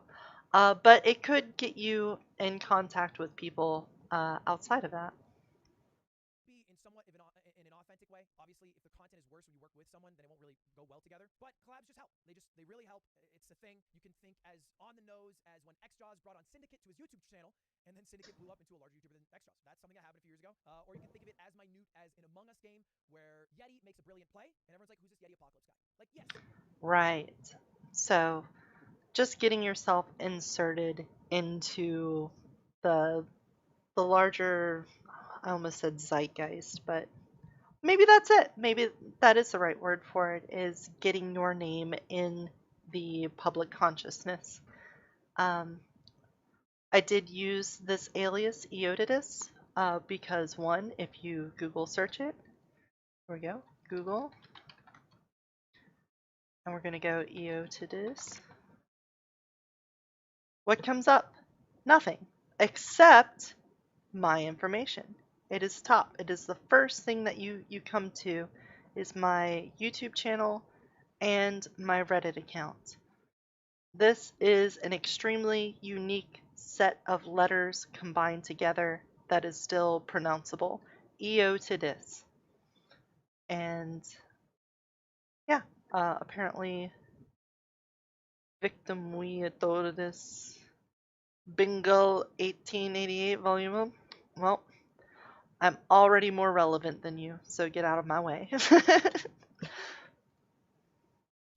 to be good. You also have to have a good bedrock of content. It's not as easy as just streaming with someone. Because I promise you, I've streamed with a bunch of people in Among Us who have 15 viewers when we started and have 15 viewers now. But if you have some sort of skill, some bedrock of content that people can absorb the moment they see you and you're exposed, then you're going to do well. Does that make sense? It does make sense, and I would also add the caveat that basically anything he says here in a bubble is not enough. Like if you did collabs, outside traction, and big events, and your YouTube videos weren't structured, you're still probably going to make it big. You probably are going to grow even if your YouTube videos aren't structured very well. That's part of the deal. Um, so yeah, if you don't do a bunch of collabs, then you're probably fine. I'm gonna take a break for a second, and let's get, I think I need to make a new scene. We're gonna make a new scene, and we're gonna call that waiting.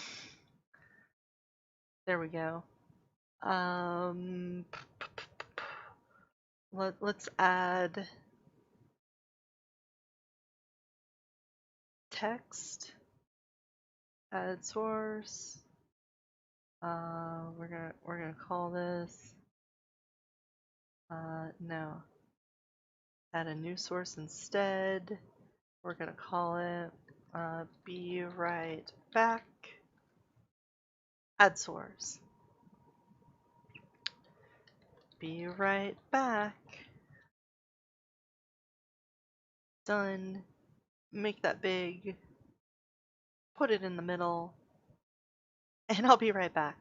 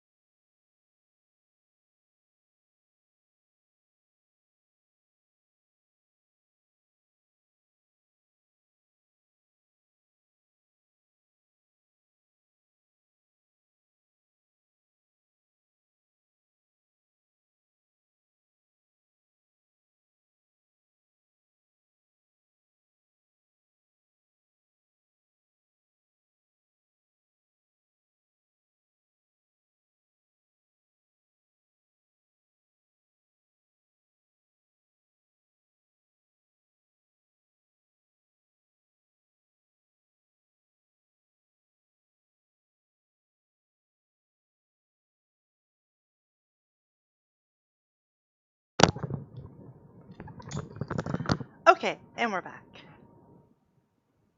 Feel like the noise gate on my microphone probably needs to be changed. It looks like there's a lot of white noise in the background. Probably also need to get some like soundproofing, but whatever. Back to here. Here we go. Hi.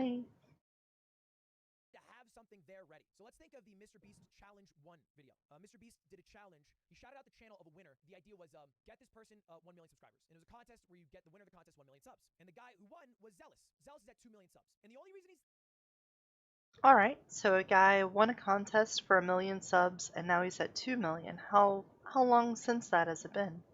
there is because he had content that one was quite similar to Mr. Beast's, already there as a bedrock. If Mr. Beast shouted out a channel that had never posted a video, they're not going to go anywhere. And look no further than every time a big streamer hosts a 20 viewer Andy. You host a 20 viewer Andy, they're not ready for it, they don't have the content for it. You look back a month later, still a 20 viewer Andy. I remember so vividly Shroud saying, Right. So again, it's like a force multiplier on these other things. If I don't already have I guess it doesn't have to be extensive, but if I don't have an established YouTube library of content for people to look through, then it's hard for them to get engaged with anything that I've put out. And yeah, that makes a lot of sense. Doing the collabs, outside traction, and big events is only going to be a force multiplier on the other things that you have. So I guess what I'm doing right now probably is the best way to going about it. Having my little beta rough and tumble streams where I'm just trying to put content out there, let people get to know me, see what I'm like, and you know, we can get a little familiar with each other.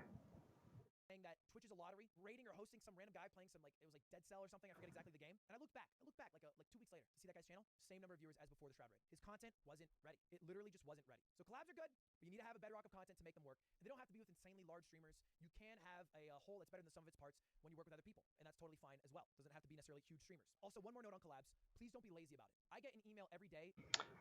Okay, before he gets into whatever that is, let's think about what kind of things I could do to get this channel really flowing, because I'm gonna need some starter videos. I might need to make a different notepad for that. Well, let's put it here for now. Starter videos. So for the debut, I'm going to here. Let's make it like this. Starter videos. The debut video, I'm going to want to explain who I am. We'll do a little bit of a lore drop. what I want, which goes back to those starting goals, and uh, what other things do you want in that? Man, that's tough. Because on one hand, I was like, oh, I'll just be myself. But after like 20 minutes, where am I going to be in that stream? We could try to sing, but I don't know how that'll come across. Because I don't exactly consider myself a great singer, nor do I consider myself a great artist. I play games. I do that okay. And I like to give my thoughts and opinions on things, and apparently I like to wink a lot. I never realized that. But what I want, what games I play, um, and I guess what times I stream. What other things? We're going to need to have some gameplay videos where I set challenges, um, do viewer requests. What other things could we do? I don't think I could do collaborations yet.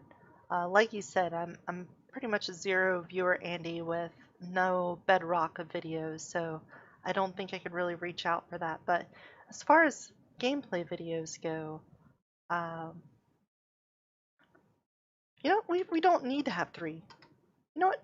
No one said you had to have three blips in order to put it on there. And then we're going to do advice videos. And these ones are going to be prowling Reddit. We're going to look for like questions and advice threads on that. Um, Twitter engagement. And once we get a couple of these kinds of videos out, we'll get the debut out and then have a couple of gameplay and advice videos. Then maybe we can start worrying about these bigger things. About someone saying, hey, Hopefully. I have an interview.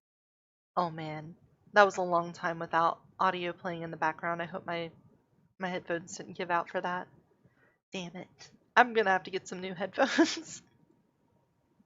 Where I interview big streamers. It doesn't, and maybe I'm wrong, feel like these people are all huge Water. King fans who love the art of the interview. It just feels like the easiest, most thoughtless way to interact with a large streamer so that you get some growth from it. Maybe I'm wrong, but that is the vibe that I get. And when you send an email out for that, that's I wonder if this was the same time when he got interviewed by Code Miko, because that'd be kind of funny. all you do. It's lazy. It's not going to work. I promise you it's not going to do that much for you. The people who have really succeeded in collabs with larger streamers have done things, and bear in mind, all streamers are lazy, that the streamers really like, enjoy, and it's so, I promise you, painlessly free to interact with streamers. And just look no further than the Dr. Disrespect Alleyway song. That was made by a man called J+1. I have no idea what that And you is. might be asking, well, who's that guy? Well, this is the guy who took a random clip of Doc singing while playing Warzone, I believe, called Give 'Em Love, and then made it into a fire song. Put it on Doc's subreddit. I think actually might have donated, and then all of a sudden, Doc loved. That's pretty dope. See, I understand some things about music editing. I've dipped and dabbled a little bit, but it exhausts me to try to make a beat and try to make a song work. It just seems to always escape me how to take the things in my head and put them into music. I can kind of do it with art. I can compose a drawing pretty well, understanding things like distance and perspective. But when it comes to music, I think I don't have enough of the fundamentals to really bring it out. Um, it's still fun. I still like to drop things on a sound bar and watch the little line go across it and hear all the sounds play. But I really don't know how to do some things like make a piano chord. First of all, make chord sound right, but two, do something like have it really soft and then get louder and then softer again as it goes out. I'm not sure if it's the tools I use, but I really don't know how to do things like swelling a sound, and that makes it difficult to do the things that you want to do. And when Doc wants a song, he's like, well, I'm hitting up J+1. Same thing's happened to me with ex-girlfriend, with my editor Polite, with people who I played Among Us with. Think Otto. I mean, Otto, that motherfucker leached his way in, but he had something to offer of value. He actually was a godlike programmer who could make things that were valuable. I used Otto. I needed Otto. Hmm. Well, I also can program. I guess that's one of the abilities I didn't put in here. Well, let's say creation videos. Creation videos. We're gonna build the stream. We can program games, and we can make art. Those are another kind of video that I can put together. For content. Otto's great. And now he has like 500 plus viewers. That's great. He didn't send me an email saying, hey, Ludwig, I make programs. He made a program for me and put it on my subreddit. So make something. Put it on the subreddit. Donate with a link, whatever it is. There's 1,000 examples of this working. It can work again. That's how you collab with someone big, or you can just collab with someone smaller and more your size, and that is also easier as well. Does that make sense? Next, outside traction. All right, so whenever we're doing collabs here, what we're going to do is make content for the, um, what should we call them? The other. Um, then share it with them, invite participation. Seems to be what he's saying is you don't just reach out and say, hey, let's do something. It's, I made this thing, you want to watch it with me? Or you want to see this thing that I did? And then you kind of get your collaboration that way. Because, yeah, I'm sure people that have already made it and they already kind of know what they're doing, um, or fully know what they're doing, probably get a lot of messages like that. But making something that stands out is going to help a lot more. Look, I think conventionally everyone knows, like, hey, you got to be posting on YouTube and TikTok and Twitter. And that's great. And that is true. That is all true. Twitch does not have really good growth mechanisms. These other sites do. You can bring viewers from those sites over to Twitch to stream or wherever you want to stream. It can also mean getting outside traction from a community. You don't just have to post to the void of YouTube and hope that some people find it. I was a part of the Super Smash Bros. Melee community in a very Right. Okay. So what communities would I be a part of? I already have a Reddit account and I have a Twitter account. So I could just join up with a couple of communities. Um, I do. I want to be perceived as someone who is valid in giving advice, but when you're first starting out, I guess you kind of just have to put yourself out there. And a reasonable expectation to make is that I'm probably going to make some mistakes. Or there's some things that I think I know that I don't really know, and I could undermine my own credibility with it. But, excuse me, that's a risk I'm going to have to take. I'm going to have to try to reach out and go to an established community and say, hey, I'm here to help. Hopefully I can.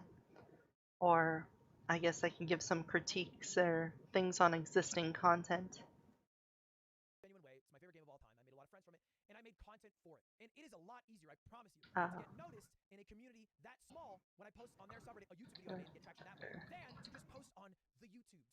That is a lot harder. I promise you that is a lot harder. So if you have a community you're in, it does have to be authentic, right? You can't, people are smart. Like, people are smart. People can tell very quickly when you're inauthentic or like clout chasing, and they'll call you out for it, and it'll be a mess. It won't be worth the time. But if you're in Yeah, I don't want to say I'll never do that, but I don't see myself being a clout chaser. It's just not one of the things I'm looking to do. Maybe once I get the bug or I've had a couple of those dopamine hits of getting my followers up, I could be like, man, I'll just I'll just start chasing people and I'll be disingenuous and just try to get as many viewers as I can. But hopefully it doesn't. I don't become that person. Nope. I don't want a word wrap. community in an authentic way. You can make content for it. You can grow within that community, and then after doing that, expand that to something else. Variety streaming, whatever it is. You know what I mean? A lot of people you like blew up parts of smaller communities. Moon Moon's name is Moon Moon Overwatch. XQC Overwatch. Without that, Okay, so that's fair. Start with a niche and expand from there. Overwatch community, they don't make it to where they are today, right? They needed that community as a foothold. Me, with Smash. Minecraft speedrunning. Sure, it's a larger community, but still, without that speedrunning community, I don't know if Dream makes it where he makes it today. He didn't know how to be that good at the game. Maybe he doesn't. I don't think he does. So you just have to think of it as outside traction, not just being posting on these outside sites, but trying to find smaller communities or being part of them in authentic ways, offering value, making videos, being a part of it, and growing within there, and then maybe you can grow on, let's just call it mainstream. And finally, the last way to grow. So I don't, what like smaller community could I hitch myself to? Because these at least seem more like a solo thing. Something that I would be doing for myself and for the people watching me. Whereas the advice videos uh, would be something more participatory in an existing community. Like I said, a Reddit community. I could. I wonder if that would pigeonhole me though, because then people would come to my channel and they'd be like, well, this person was giving advice and they said they had advice videos, but it's mostly this kind of content. You know, well, it's not like I can't fail along the way. I could make some mistakes in the process. No big deal there. Uh, I think I'm getting a little too ahead of myself, but we can think about where we want to start our foothold. Are big events. Okay, big events. If you do something big, if you hype it up enough, if you open a first edition base set box and you let people know, I mean, obviously you have to do some marketing, it'll blow up. Maybe not on the stream, but on YouTube it will. If you post a YouTube video of you opening a first edition box of Pokemon cards for $400,000 and then burn the cards after, if that's This is probably like the least relevant thing for us for a while. really good content comes above all else. And I think Mr. Beast is a big believer in that, and it's true, and you can think of every video he does as a big event. And the same thing can happen on stream. It just requires a little bit more marketing, and maybe this is something more valuable for someone with like 50, 100 viewers. You can hype things up, but I've done a bunch of big events. You know, Pokemon Week. Pokemon Week, we hyped that up for a while, long time. I set all of that up. I can't even begin to think what I would do for a big event. It's just not something that I would plan on.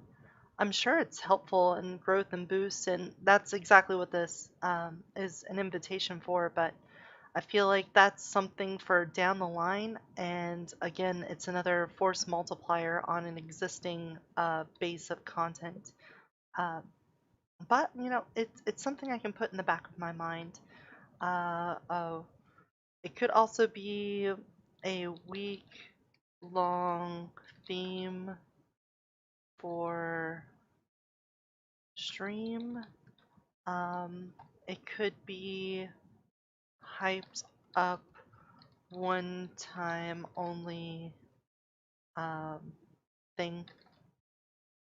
We'll just put that down just to remind us that it doesn't have to be like something I did a huge amount of marketing for. It's not big that way. It could be big horizontally in that it's over a long period of time. I reached out to all the streamers. I hooked them up with all the boxes. I set up the days for it. I made the marketing. I made the YouTube videos for it. And I hit 100,000 viewers on Twitch. I have never been close to that milestone before then. My most was like 60,000 with the host, 40,000 without. And I over doubled it because I did a big event. Big events will help you grow. I know you got to focus on the day-to-day, but you can't get lost in the day-to-day and not do these large events. You got to spice things up. You got to make sure that you're always innovating, trying to do big things. So big event. Okay, so that's another thing. Always innovate. Try new things. Don't just be comfortable.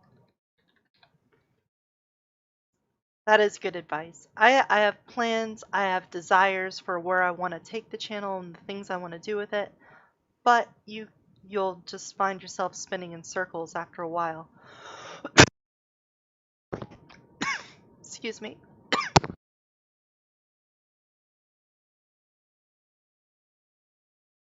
Oh, okay, I need some water. Ooh. Um, I guess to cap that off, I will try to do different things. I can't just do the same things. But I feel like that kind of comes into conflict with the starting with a niche and expanding there. Um, but maybe not. Maybe in practice it makes more sense. Events are important. Hosts and raids are fickle, and I don't want you to think of them as growth mechanisms because they rarely, if ever, are. And I think people overvalue them in a major, major way. So now we know. Let's make a note of that. Um, put that here. Hosts and raids don't count. How to grow. We know that you want to stream, why you want to stream, what your goals are for stream, how to stream. Now we have to think of ideas that work for you. I'm giving you examples of my life of Mr. Beast of Small Ant, but maybe those don't work for you. And a lot of ideas that we do won't work for you. It's just a fact that you will not likely, and maybe I'm wrong, have a relationship with Technoblade to stream with him. That is probably Right. just the case. You probably just won't be able to do that. You probably don't have $30,000 to spend on Pokemon cards or Right. big thing he does. You probably don't. But you can spend that time thinking of ideas that do work for you. And I cannot tell you how many times I look at my DMs and I see someone who thinks of an idea that would work if they only had X money, X number of viewers, 5K viewers, if they were friends with And that doesn't help. Corpse, whatever. And that's fine. Right. That's great. Wow, great idea. Hopefully you get there to do it. But you're not there. So why are you wasting your time Exactly. those streams that you will never be able to do? That is a waste of time. That is fantasy. That is not strategy. Think Like I don't think any of these ideas are outside the realm of possibility. I think I could do any of these right now with what I have. Hell, I could even try to make some music. Would it work? Probably not. But I could have a stream intro and a stream outro song that I made all my own. Or hell, collaborated with the viewers if I could. So we'll see if we can do that. But right, I feel like all the ideas I have so far are grounded. I don't think anything I have here is too out there. Um, and they're all ideas that will work for me. things that work for you. And there are things that exist. I made money by donating to streamers. This is one of my favorite YouTube videos. I thought of this idea where I would donate to streamers, have them go to a website where I made merch, and then see if I could get merch sales. I thought of this idea. I immediately went to record it. It took me 2 hours top to bottom. I finished it. It was edited. It was uploaded like a couple days later, and it has almost 1 million views on YouTube. Right. And I feel like that eludes, that points back to what he was saying at the beginning of building your content around the YouTube video and the title, because that idea plays right into it. It's an easy clickbait. You can get people to go to a merch store, and it also, I guess, it also gets you money from that merch store, which it's pretty good. But outside of that, yeah, it's a cool video idea. Getting people to go to your merch store from anonymous donations. Pretty cool. My favorite videos. You know how much it cost me? $48. That is it. $48 in 2 hours. And it has almost 1 million views. Anybody could have done this video. It's $48, but that's less than the price of a video game. I'm sure that if you just saved up, if you're tight for money, you could have made it happen too. Or done it for even less if you really wanted. This video is one of my proudest videos. And I know it's not a stream necessarily, but this still does bring up the issue that you need to solve of thinking of ideas that you can do. Does that make sense? There's a lot of videos Yep. that you can do. So when you're thinking, Following right along. live streamers, all right? Don't look at what you can't do from their discography. Look at what you can do. If you look at what you can't do, you're never going to be able to make content for yourself. You'll only be thinking of content for other people, which is a waste of time. It's a total Okay, so yep, that's an important thing here. Um, I can't spend all my time doing this. I didn't plan to. I'm just pointing out that he's right. If I were to spend my whole time just trying to make content to collab with other people, I really wouldn't have my own identity. I wouldn't have my own video base, and I would constantly be thinking of things that I honestly probably couldn't do or have no guarantee of being able to do. So it's a fair point. total waste of time. That's just as bad as me imagining what I would do if I was in the Super Bowl and I was in Tom Brady's shoes. I'd throw a Hail Mary. That's what I would do. Tom, you should do that. Doesn't make any goddamn sense. I'm not going to be in the Super Bowl. Next. We've thought of ideas that work for you, how to do them, but what do you stream? This is a very basic question that people always ask. It's maybe the number one question. What do you stream, Ludwig? Okay, good question. I really don't think that matters. I'm sure he's going to have a point to this, or maybe the point is it doesn't matter as long as it's entertaining, but uh, I mean, just look at the sheer number of people that can make it on just chatting. That's basically the catch-all category for everything that isn't specifically a game on Twitch, and there's so many people that do that. So I don't think it is what you stream that matters. What do you stream? Sure. Okay, let's talk about it. I first and foremost think this question is probably talked about too much. Because as long as you are doing everything in the streams like recordings section, then what you stream isn't as important. You know what I mean? Because you can really make Okay, I know I've seen this video before, but I don't remember most of it, so I'm just going to say I called that, and it's going to count. anything work. There is one thing that I've done that will always work. It's tried and true. This is the number one thing you need to stream to make it big. The yoink and twist, baby. What everybody. Yoink and twist. Yep, I do remember him saying that. We're gonna put that under the how to grow. We're gonna go yoink and twist. Else is doing. That's right. Yes, yes, you do not have to rewrite the entire playbook. We do not need a New Testament. We're good. Jesus. Yoink and twist. Look, I'm not saying to carbon copy because people notice, people will make fun of you. You can't just do it one-to-one because honestly, you won't do it as good most of the time anyway. You can yoink and twist. So I saw, here's one example. This video Soda Pop did a few years ago. When stream goes. So what would I do as a yoink and twist on this? I mean, I guess Northern Lion does the Am I the Asshole judge videos.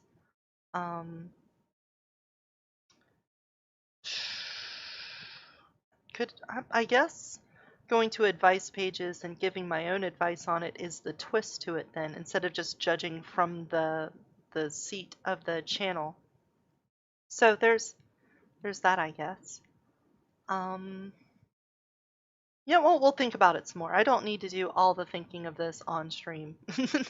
As much as I want it to be the collaborative part of us doing this together.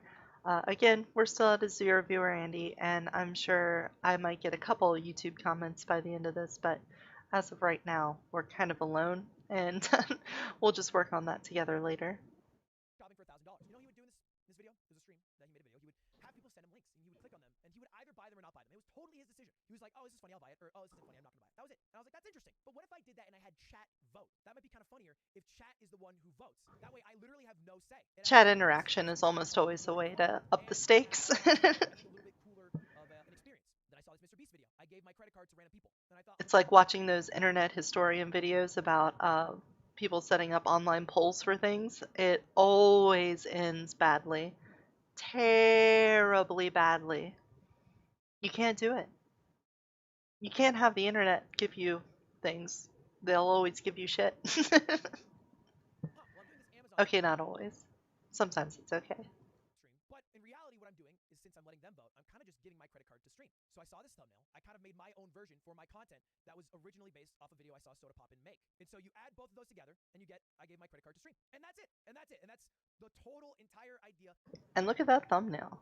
Look at that. Looks all distressed and sad with a card in front of him. I gave my credit card to stream. Yep, that's some good clickbait. Of how I came up with this video. And the video did pretty well for me. 557,000 views, well above average. That's a good amount of views for me. It certainly didn't beat the originals, which is why you can't be a carbon copy anyway, because you do cap yourself at a ceiling. So you have to pull from a lot of people. And this is fine to do. Like, maybe it feels scummy or bad, but I promise you that there is very little to no originality in streaming or YouTube. Ms. Kiff is That's probably true. I mean, that's the same problem I have with most video games now is if you look at, here, we'll just pop open the store.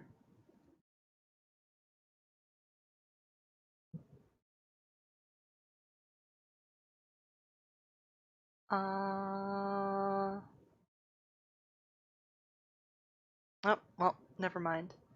But I'm just gonna have this up on the other screen. We've got Assassin's Creed, the Guardians of the Galaxy.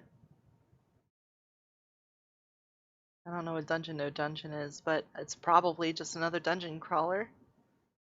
Yeah, like everything on here is part of an established genre, and even just looking at the art, you can pretty much tell that what it's gonna be and how it's gonna play. Nothing is really surprising anymore. I can't think of the last game where I was like, huh, that is an interesting and unique concept that I've never thought of before. Just seems to be coming down to take an established genre, apply some theme to it, and then hope it comes out well adjusted. Honestly, I can't really think of the last game that was really unique in its presentation. Maybe the closest thing is that, like, there was like a first-person shooter where you play as multiple characters but on a different timeline for each one. So you like replay the same mission over and over again, but you play as a different character on at the same time as your previous attempts with other characters.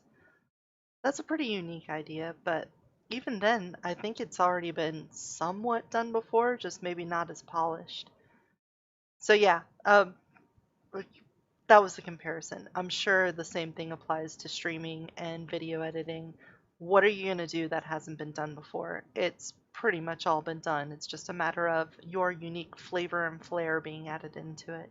Swapping his unbanned forms with Maya today. Wow, that's a really good idea, Miskiff. I like it a lot. Let's just go ahead and take a look at a video I made a couple of days ago. Oh, I swapped streams with Cutie Cinderella. Oh, interesting. Oh, it was unbanned forms. Huh, interesting. That's fine. I don't have any claim over it, all right? But at the end of the day, if you are the first to it, you will probably be more successful. If they don't add their own twist, they are capped to what they pulled from. That's just how it goes. Right. So the twist is the important point there. If you yoink it, at most you'll get what they got, but the yoink and twist, you have the potential for so much more. Works. You have to add your own twist, or else you have a ceiling. All right, let's give you another example. Point Crow, Wikipedia race. Point Crow totally yoinked this for me as well. Wikipedia race runs are insane. It's a direct one-to-one yoink. It doesn't feel like there's anything really new to it, but he's capped because my video got 1.6 mil. He's half of that. He probably will not beat the number of views I got. He needs to add a twist unless he wants to be stuck at that ceiling. You gotta add your Well, there is a little bit to be said about wanting to have more viewers than the original. It could just be that you go, oh, there's a popular streamer, they get way more views than me. I'm going to do this content they also do. And even if you aren't getting more views than them, that could be more views than you normally get, and that would still translate to growth and improvement for your channel. So I don't know if necessarily that's a good example without knowing if that guy normally pulls in more views than what he just did there. But the twist wasn't necessary, I think, in that case, if he's still getting like 1 million views on the video. twist. You laugh, you lose. I've done a lot of you laugh, you loses. That's not new. I have a ceiling here. Other people have done you laugh, you loses. You laugh, but the video ends. There's the twist. That video has over 1 million views. I was the first person I know of to do that. Now it's been yoinked several times, and actually I stopped doing it, and it's been yoinked so much that it's not even considered my idea anymore. But regardless, the twist, you need to yoink, but you need to twist. This is why Everyone yoinks so much no one knows who the original yoinker is. who are the 3 to 5 that you want to emulate? Those are the people, first and foremost, that you're going to want to look from. You want to see what they've done that maybe you could yoink. Could you yoink and twist this? Is that possible to do? Would you write down, think about it? It's fine. You don't have to come up with it all right now, but it's a good base to start. Because at the end of the day, very simply, this is how streaming and more importantly YouTube work. You do things, throw shit out. So yeah, I think the Am I the Asshole judge videos that Northern Lion does is going to be the yoink and twist that I go for my community content.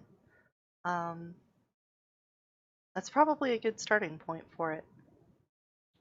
Maybe I should say advice.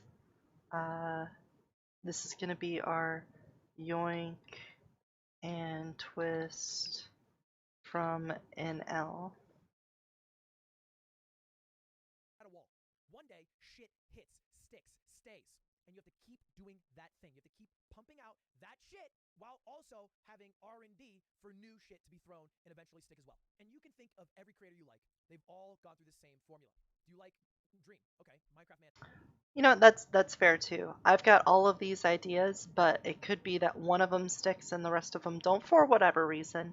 And even if I want the other things to stick, I should probably go with the one that is getting the biggest pull and just stick with that for a while.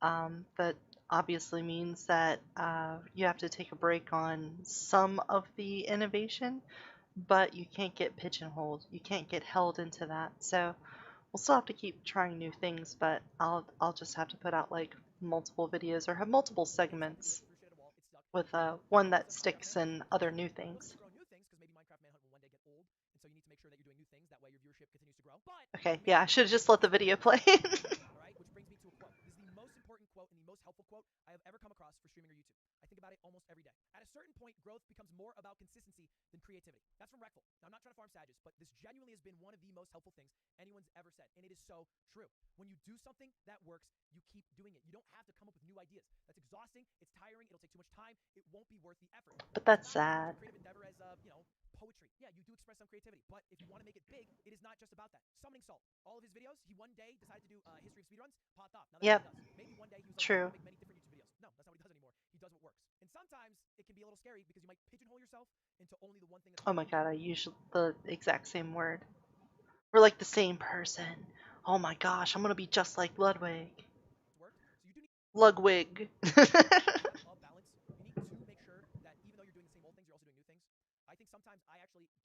enough recycling content, as much of a meme as it is. I don't think I've done enough You Laugh, You Loses. I don't think I played enough Among Us at the start, to be totally honest with you. I think that I didn't do it enough. I was like, I want to do new things. And I could have grown a little bit more Hmm. had I decided to either stick with Among Us early on or stick with You Laugh, You Loses. It is a precarious balance because I can see it both ways. You would want to stick with the things that work really well for you and stay on top of it. But at the same time, you don't want to get trapped and you don't want your community to be defined by that one piece of content. If he had stuck with Among Us, then he might have been like disguised Toast, and that Toast had a huge explosion of growth. But then when Among Us died, um, he basically didn't have any content that was hitting it big anymore. And he didn't really have anything to go to because that was the only thing that he posted. But with Ludwig, he was also posting his challenges like the Bros vs Pros, the Laugh You Loses, the marbles. All of that stuff was still going on in addition to the Among Us. So he was getting the benefit of the growth from Among Us, but then also getting other things. Um, so even though he seems to have some reservations about it, I feel like he navigated that situation very well. Instead, I was like, no, I'm going to do new endeavors. And that probably made me grow a little slower. So I have to think about that. I think about that all the time. You got to think about that as well. And every creator you look through the YouTube channel, they've probably done something that you really like a lot of times in the past and will do a lot of times again in the future. Because viewers only like what they know. How is a viewer supposed to like something you haven't done yet? If anything, they're apprehensive to it. They'll probably want you to do the thing that they like because they know that they like that, rather than you bringing new thing to them and then being like, well, I don't know if I like this thing. Oh yeah, that's also scary. Knowing that your fan base likes one specific thing that you did and demanding more of it. To choose Northern Lion, he seems like he's completely burnt out on the Binding of Isaac right now, and he almost constantly talks about how he doesn't want to play it anymore, yet he still puts out videos because there's a not so small portion of his fan base that like him exclusively for that content. And so it's got to be scary for him to straddle the idea of stopping, of just not uploading any more Isaac, even if it's not what you want to do. That's a little scary. You not only feel like you're going to put your channel in an existential crisis and that maybe you'll lose viewership, which could fan out into a bunch of other problems with like sponsorships and deals and other stuff, but also make you feel like a bit of a failure, I guess, and that you've lost part of your own identity, you've lost part of your viewer base, you've got a bunch of negative views now. You post a new video with some new content in it, and people go, "When's the next Isaac?" That's gotta stab you right in the heart and go, "Come on, guys." So yeah, it's a tricky situation. I like this thing, so let's just make sure we do this thing. AKA my chat spamming for me to play Monkey Ball. That is the same scenario. Maybe I can play Monkey Ball. Maybe I can top another 500K on YouTube. That is consistency over creativity. And there are lines where you have to draw in the sand where you're like, I don't want to keep doing this. I'm tired of this.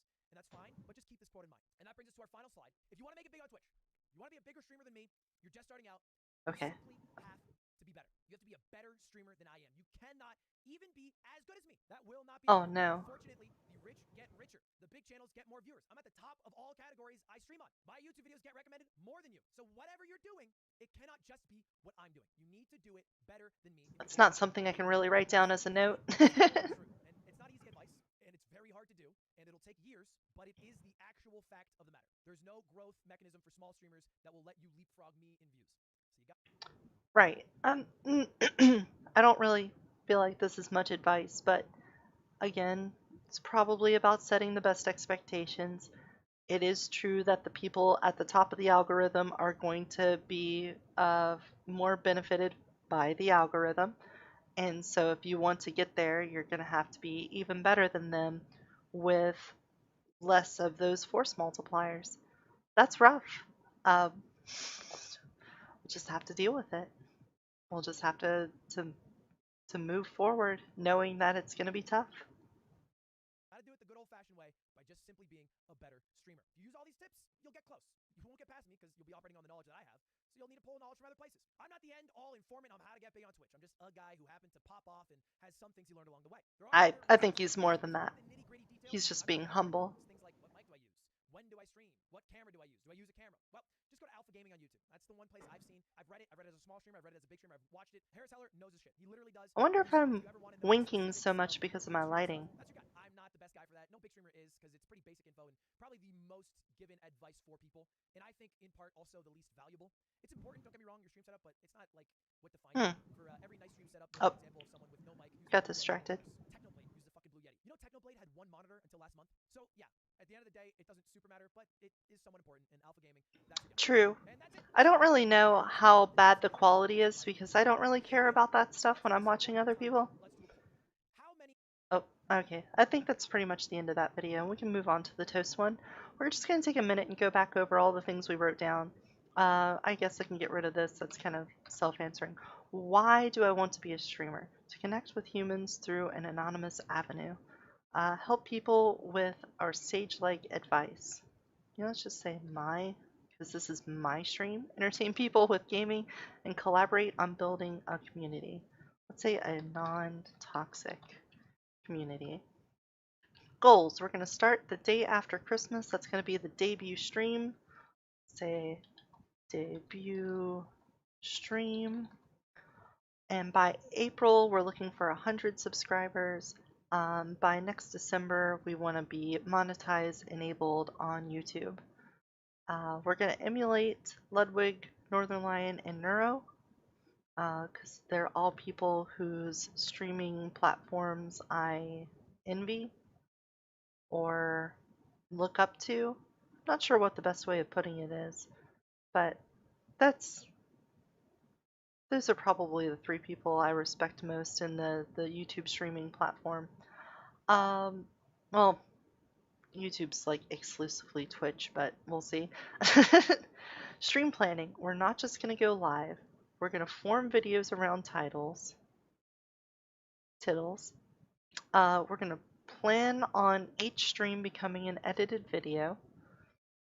We're going to have to always be on, which means having social media accounts where I can respond to people and get the engagements I'm looking for. I'm going to have to structure the videos. Let's put that with the editing,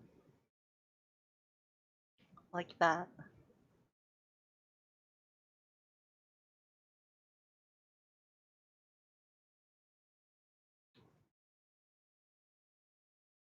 Right.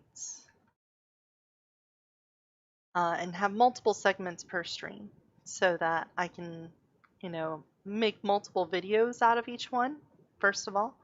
And then secondly, have enough content variety per stream that there's a little bit of something for everyone there. How are we going to focus on growing? We're going to have to look for collabs. We're going to have to make content for other streamers and then share it with them, inviting participation along the way. We'll get outside traction from communities not on YouTube. That's going to be like our Reddit stuff. And then we're going to have big events where we like try to hype up something that we're doing in order to get people to come in. We're going to start with a niche. I've got a couple ideas for that down here. And then we'll go from there. And I always need to be innovating and adding in new things to do on the stream. That's probably going to come in the form of different challenges, maybe going to different Reddit advice places and seeing what we can get there. The yoink and twist, that's pretty self-explanatory. This was just kind of unnecessary. That was just mental math. And then my ideas for starter videos for getting things going. So I think that's pretty informative. We've put in almost 2.5 hours just watching a 45-minute video, so we'll probably round out 3 hours watching a 15-minute video.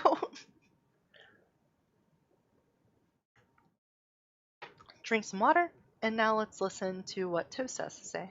Hey everybody, it is me, this guy's streamer extraordinaire. And boy, do I have a treat for you today. Oh, thank you. I'm gonna be teaching you the #1 secret. I need to come up with some kind of easily distinguishable icon branding thing. I mean, that's good. a piece of bread with sunglasses and a mustache. That's dope. I mean, I just took my face and threw it on the channel. This is probably fine, but we might need to change it. To becoming a famous Twitch streamer. I've seen a lot of videos and guides and threads and Yeah, this is true. Before I picked these two videos, I did look for a couple other things, but one, how do you trust, random places like I don't know which any of these publications what these titles belong to, but like if I went to Kotaku, why should I listen to a journalist that hasn't really done any streaming and all of their popularity comes from their journalism? Um, I don't really care what you have to say about that. Some of them were okay because they were like, hey, look at this person. We did an interview with them and they'll tell you some things. But you get a lot of people that just go, well, you just gotta get lucky. Fuck you. Okay? It's more than that.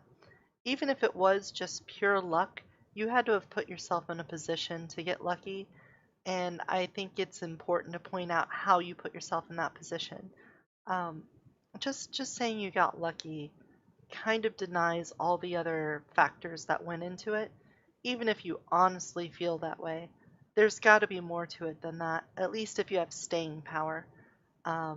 So if you're like me and you were looking through all of this stuff, I feel like most of them just did not resonate with me at all for that reason.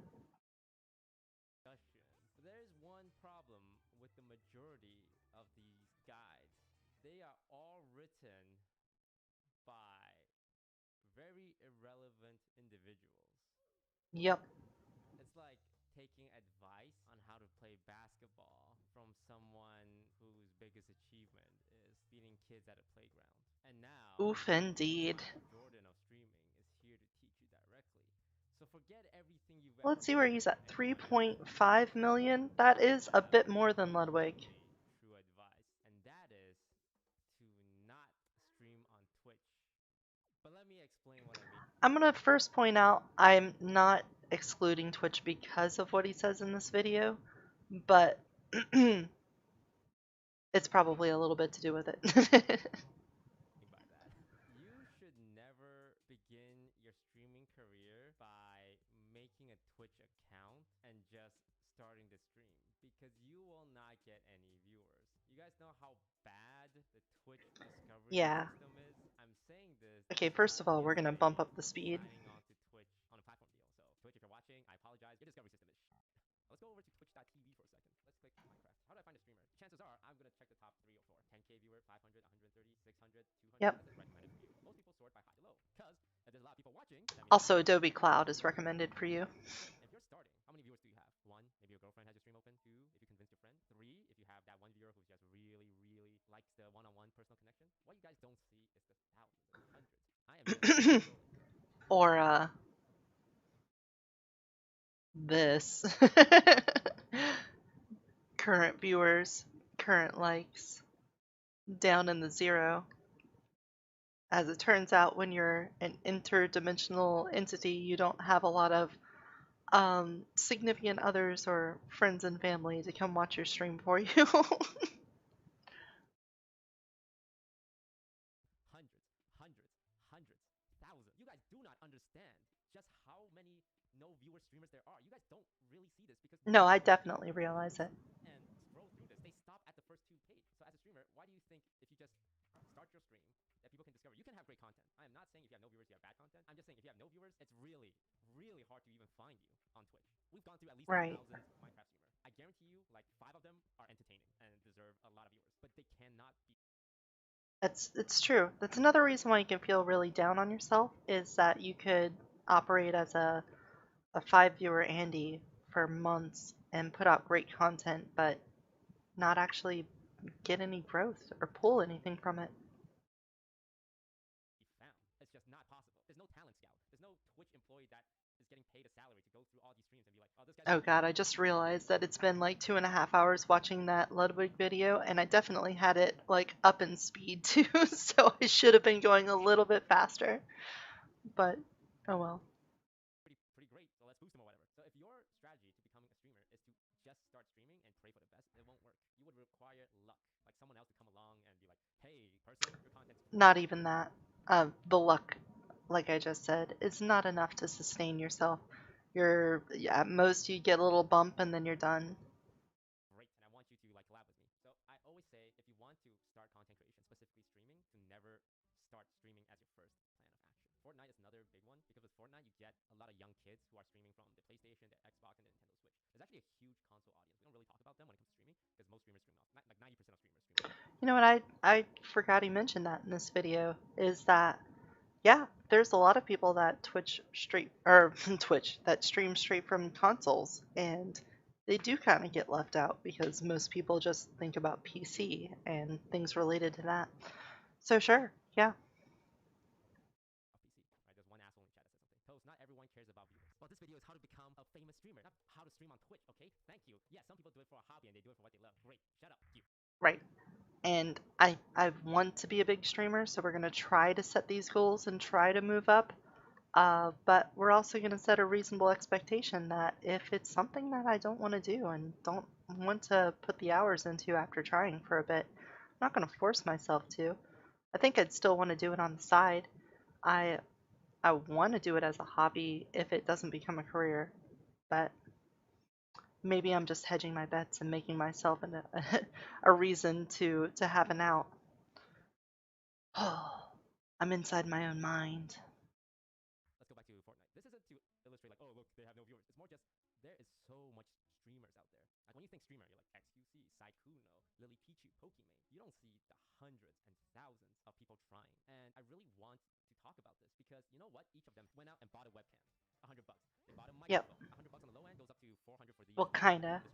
The I SMB already had a headset. mixer is like 200 to 300. No And mixer you here. run a game and stream it, what, 2K Already on had that. internet? Well, Seriously? kind of. If my frames don't drop. Hey, streamer, you need this product to stream. You need this. You need better lights. The whole setup's gonna run you I 60 know bucks. I would want some like Now, sound I don't diffusing all that crazy stuff. panels or something That here. is so much money, so much time. And if you watch some of these streamers who are trying to become a big streamer, they stream a lot. They stream hours, 5 hours every day for like the last few months. I'm talking about people who are trying to be a streamer. Because if you are entertaining, if you have talent, and if you are a good streamer, it would be a shame to not be able to showcase that. If you're spending all your Yep. time and money doing a strategy that won't get you noticed, it's a waste of talent. Hey, Sure. thumbs up. Perfect. So there's generally two ways I see. What a great time to point out one way. Number one is being an insanely good player at the game you play. And Right. this is the most straightforward Because but it's easiest entertaining on its because own. there's a lot of good players in every single game.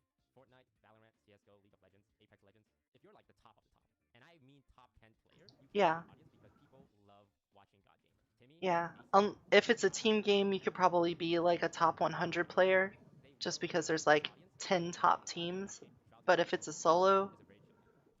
He's just like laid back and he's jumping around, clicking heads, and you watch him, you're like, holy crap. Faker, look, I haven't seen a stream from the outside perspective. He's not very talkative. Well, he speaks Korean, so I wouldn't be able to yeah. understand him, but he's a god gamer. Right? People watch him just because he's Faker. Even Right. XQC, a lot of people think, oh, XQC is just, he's a juicer, he's loud, he's like always making content, drama. But XQC started as a professional Overwatch player, right? Okay, He so was this is the best probably player where in that I game. remember hearing about But it was his skill XQC and his from. personality that kind of set him apart. But even before that, I'm pretty sure XQC was trying to stream League of Legends to very little viewers at the start of his career. Because I remember seeing a clip of him from like years and years ago, and he got like a big boost from Overwatch. Ninja, people think he was Right. really good at Fortnite, but no, Ninja started in Halo. He was a competitive Halo player, and when he played Fortnite, he had viewers watching him. I think Oh, he I got forgot famous in about that. 2021 and then Fortnite. But he was just really good at the games he played. Very straightforward. Become a god gamer. Problem with that is Okay. Yeah, before he even says it, I'm not a god gamer. I used to think I could be, and I definitely tried at a few things, but we're probably beyond that. I've seen the top of the mountain. I have not been to the top of the mountain, but I've seen it and I realize no. No. it's really hard because there's a lot of good players. As gaming become more and more popular throughout the years, I've tried playing Fortnite. I get rolled by 12-year-olds coming home from school, and they take out their backpack, they get their little sippy juice, and they play Fortnite every single day. And they're building the Eiffel Tower while I'm in my one. That is also part of it. When you have other responsibilities than just gaming, then yeah, it becomes hard to be in that top of the top. And unless you've already found some way to sustain that lifestyle, then you're probably not going to achieve it. So seeing people like, oh, Mango. Mango's a good one. Um, he obviously is really good at Super Smash Brothers and other derivative titles related to it. But I don't know if anyone who's already an adult and doesn't have that established fan base could start being a god gamer who streams, um, let's just say Melee for the sake of the comparison. Because in order to be a god gamer at Melee, you have to put in a lot of time. And if you're putting in all that time, then how are you like paying rent and buying food? It's probably not coming from your stream unless you just, magically start at 10K viewers, right? So I'm not sure how someone does the God Gamer route when you haven't like grown into that spot to begin with. And they just absolutely destroyed me. God, these Zoomers, man, these Zoomers. And that's not even like a good kid player.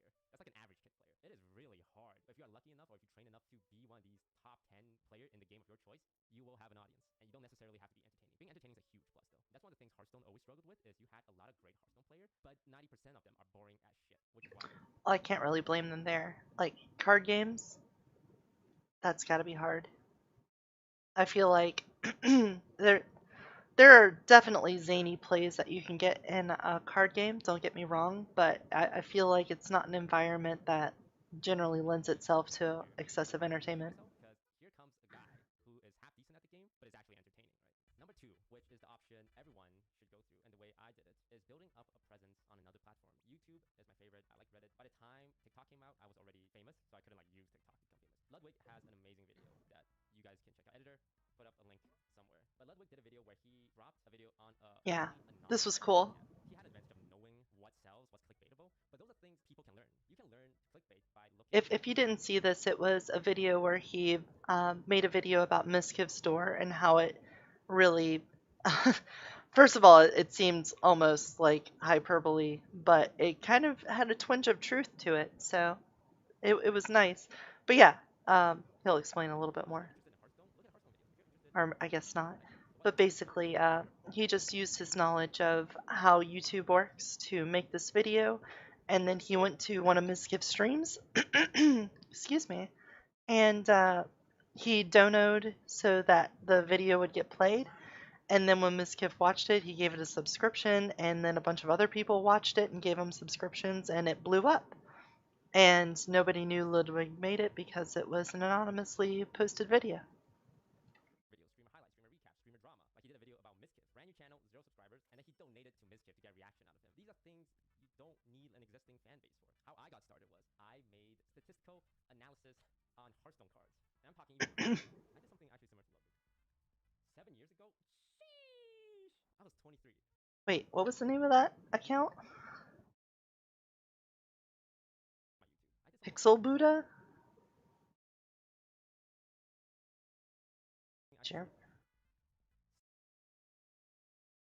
Jeremy WTC? Was that the name of his account? 7 years ago, sheesh, I was 23. This was after a year, like 1 or 2 years. I want to say So I wasn't like the WOTC is Wizards of the Coast. What does WTC stand for? I am complete nobody trying to make content. And the first thing I did was, it might not make any sense to you guys, but all I did was compile 9 new cards from a new expansion set. That's it. It's like, oh, there's these 9 new cards and they're pretty cool. Let me post it on the subreddit, right? Now, anyone can do that. I just took 9 Yeah. cards and put it together. Anyone can do that, but it's neat content. It's like, if you're a big It's pretty Hearthstone simple. fan, present to you guys, you're like, oh yeah, I'd love to like see what the new cards are. After that, I tried to do something a little more original. So I did an analysis on Hearthstone decks. For those who don't know, Hearthstone's a card game, and you have 30 cards in one deck. So I looked at You know what? Now I'm wishing I had done stuff like this whenever Monster Hunter World came out, because I was kind of doing that.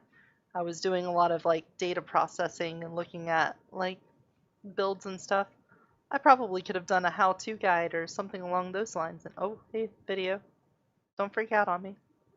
I looked at professional decks, writing off people who are popular. These are all popular Hearthstone streamers. Forsen, Valenta, Reyna, Strexel, Savish, all big Hearthstone streamers. And they look at the decks, I look at what's in common, their mulligan statistics, like what wins more, what wins less.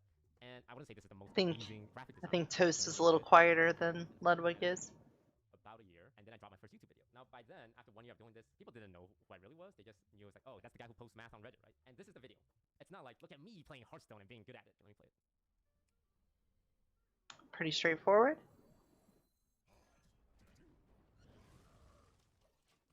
14-second video, 500,000 views. It was a funny Easter egg. And Nice. people watch that stuff on YouTube. Like people watch arcane Easter eggs, Marvel movie Easter eggs. People like finding little trivias here and there. I knew that, and I found. I mean, I feel like pointing to Screen Rants is kind of cheating, but okay. Hearthstone. And I just presented it. It's like, hey, here's a funny thing. I also did something similar to Lud, where I made a quiz, a Hearthstone quiz. Luckily enough, someone, not me, I swear to God it was not me, showed it to Crit, who was the biggest Hearthstone streamer at the time. And he just did the quiz, and I took his reaction and posted it on my YouTube video, right? That's how I got started. And when I first started streaming, I had 100 viewers, not a lot, but enough to be like, hey, oh, 100 viewers, like, we know who that is. That's the math guy. I didn't hit my boom until my face review, and I didn't hit another boom until TFT, and I didn't hit another boom until Among Us. But I had small platforms, and that's what a lot of Ah, YouTubers. bug, The YouTube bug, algorithm out, is good. bug. The TikTok algorithm is good. Twitch Get algorithm out of here. is terrible. People always say this thing too. As long as you're consistent, you'll get viewers. And I always say, if you're consistently bad, you can be the most consistent person in the entire world. If you're consistently bad, you're not getting viewers. And I feel True, people true, hate though. that. And I would check True, streaming history. right, It and was true. 2 hour streams every day for the last year, and the dude is averaging 2 viewers. And I'm like, it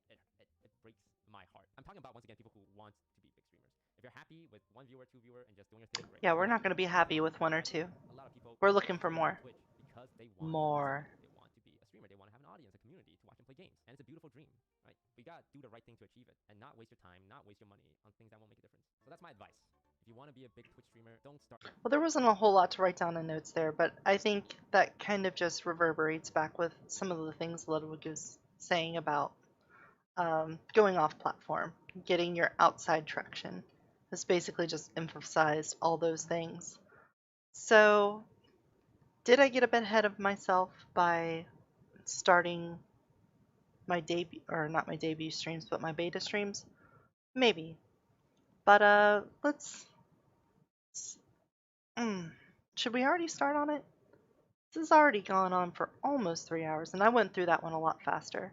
Again, thanks, Toast. You entertained me, and I appreciate your advice. So, again, maybe we should show a little love right back. And, you know what? Just because I'm going to move this over here, and we're going to go to Reddit.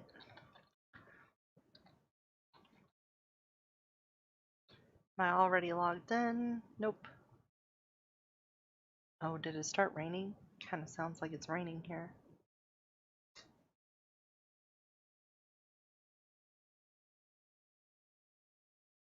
There we go. And we're in.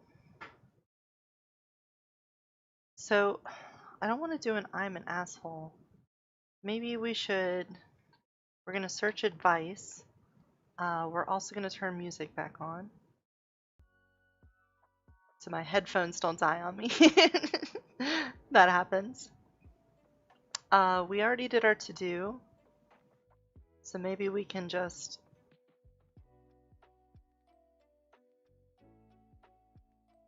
make this bigger.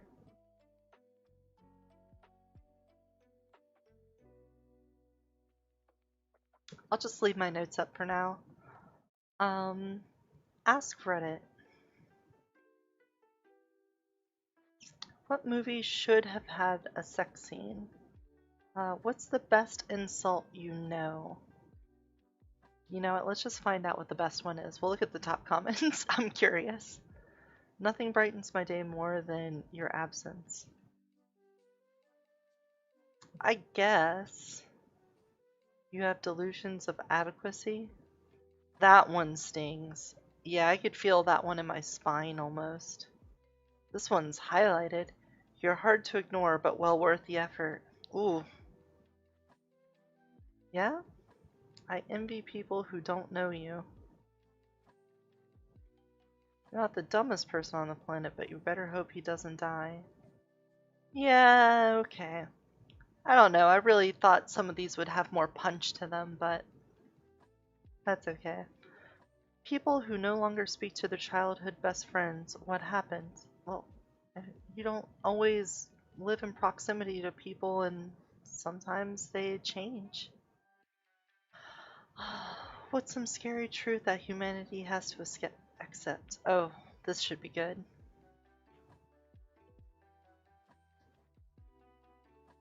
Oh, see, that's something I wasn't aware of. I was prepared to see something scary and was scared by something scarier. Your oceans are going to die. And as far as I know, that's a bedrock of your entire chain of life, so gonna be a problem there. It's something you're gonna have to deal with. How about something else? Scare me some more. That we are taking a lot of things that we consider natural for granted. One day we're not going to be able to wake up to a world without it. That's too vague. Don't care.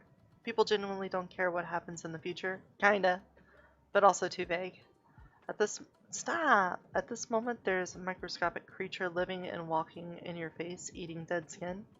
That's not scary, that's useful. You need those. We've already accepted that. Anyone who knows about microbiology at all has already accepted that. Is it okay to not have friends? Not really.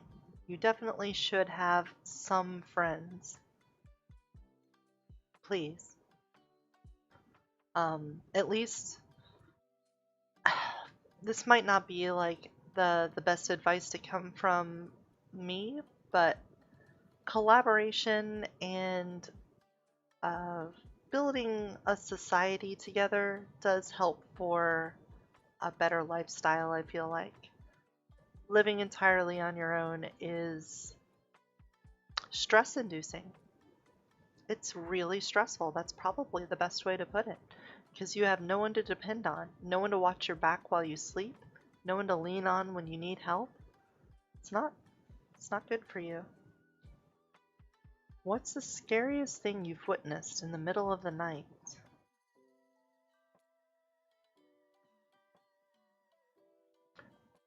Primitive camping in the Boundary Waters alone, I had a full-blown moose walk up on me. Uh, yes, I could see that being terrifying. Moose are huge. No, 7 or 8, I woke up sweating. Oh, this is so long. Um,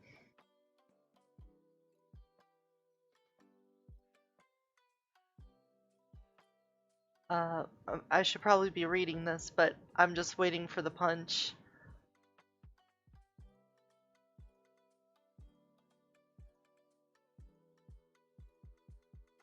In the kitchen, I saw the walls covered in blood and snakes everywhere. Ran outside my.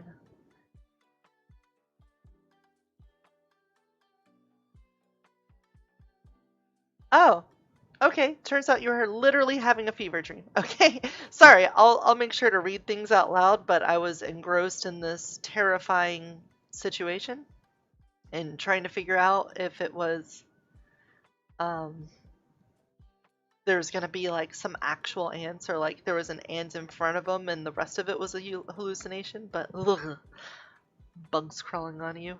No, don't like that. These stories are too long. For me not responding to things. Yeah, that's a problem. Ask Reddit isn't really advice. Is that what I searched for? I did search advice. What is the best advice for a 21-year-old? That was 4 months ago. How about in the past hour? This might be a bit more relevant. I need some advice about this girl in relationships. Oh, that's for teenagers. I feel a little bit weird about going into a teenager group when I don't really count myself as part of that, so we're gonna avoid that. Cryptocurrency, don't care. Ireland, I'm 24 and have my 15-year-old half-brother coming to live with me. Any advice? Don't think I can help there. If you were America's dad, what fatherly advice would you give them? 0 upvotes, though.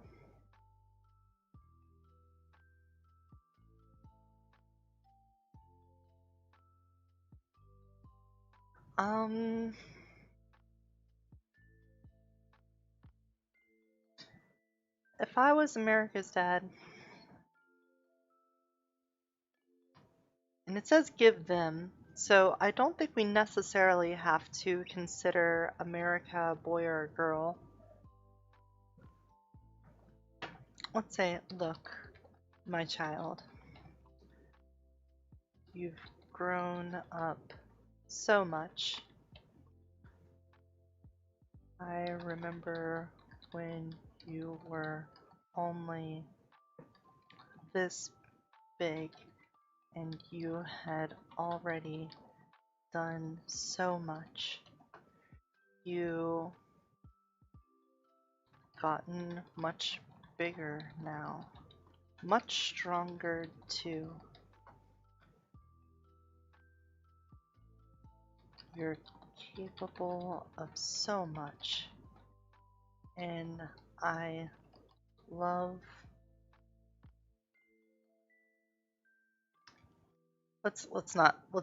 We'll save the love for the end. That way you have the most impact with it. Sometimes it feels like all you can do is the wrong thing, and that nobody likes you. Sometimes it feels like you're on top of the world, and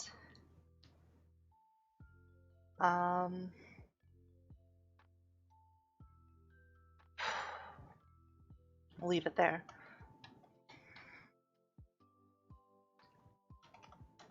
Part of growing up is knowing when to keep doing what you're doing and when to make some changes.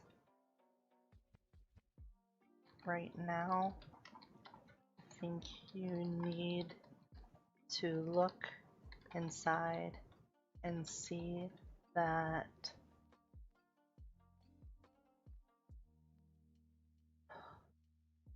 I'm treating this as like an anthropomorphized version of the country, and like it's an actual person, but I'm beginning to think like I might have to treat it as a group of people. Like, see that some of the changes you want to see in the world need to come from a desire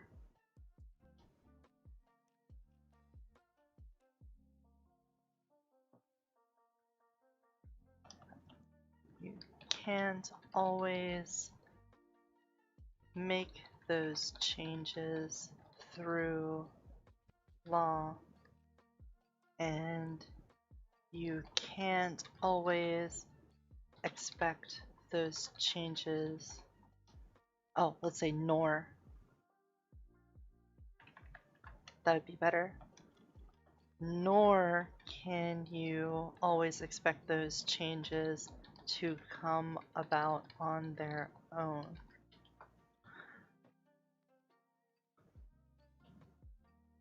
I believe in you. I know you can and love me. There we go.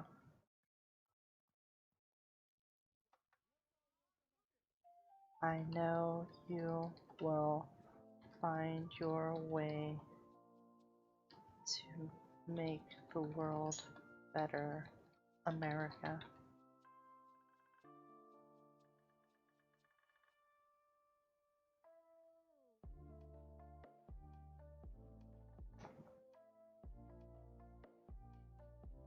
Look, my child, you've grown up so much. I remember when you were only this big and you had already done so much. You've gotten much bigger now, much stronger too. You're capable of so much. Sometimes it feels like all you can do is the wrong thing and that nobody likes you. Sometimes it feels like you're on top of the world. Part of growing up is knowing when to keep doing what you're doing and when to make some changes. You can't always make those changes through law, nor can you expect those changes to come about on their own.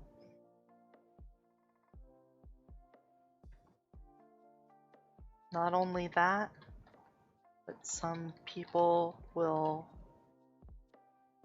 want to cling to what's comfortable, and some will want to throw everything away that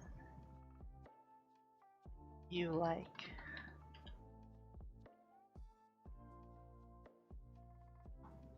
Knowing that, I believe in you and love you. I know you'll find your way to make the world better, America.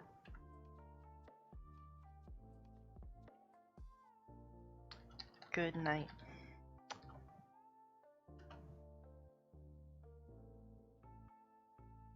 Peace. And that'll be our first post. It's the first thing I'll say. Maybe that maybe that shows some of my feelings about world politics on Earth. But I think that's all true. I do think that America is in a difficult spot right now, where there's a clashing of cultures between different things like tradition and making things new, as well as holding on to things that were sacred, but also inventing new things to cherish and hold on to. I guess that's kind of the crux of it, the disparity between old and new, um, especially with the fast-paced changes in technology and whatnot. I could easily see how that could be the underlying problem with a lot of things in America right now. People afraid of change, but people also afraid of holding on to the past. Okay, well, let's look at another thing. Was that on Ask Reddit? Yeah, it was on Ask Reddit. Okay. Boyfriend saying I can't come home, I need advice? Oh. Well. Sounds rough. Oh, that is so much. Nope, sorry. I've only got like 3 more minutes before I'm gonna end the stream. I have no advice for garage door insulation. I feel like that's something I could ask Northern Lion.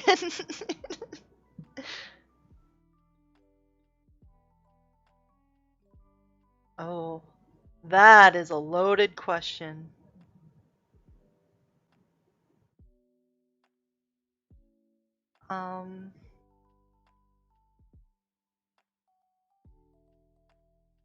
That's a complicated question. I think everyone has experienced loss in some way.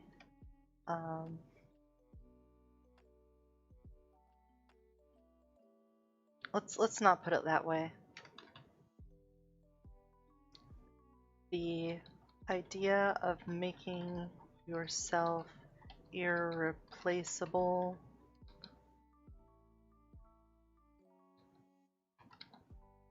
Oh god, I've mangled it. The idea of making yourself irreplaceable to someone else makes me think that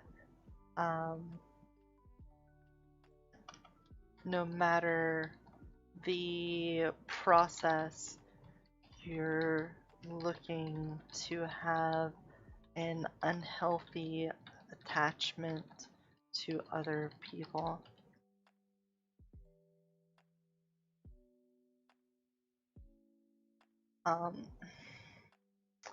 Man, you have to be very careful with this because this is obviously somebody who's feeling some hurt right now. We could like look at their user profile, and hopefully anyone watching this video isn't gonna like put someone on blast just because I'm watching it.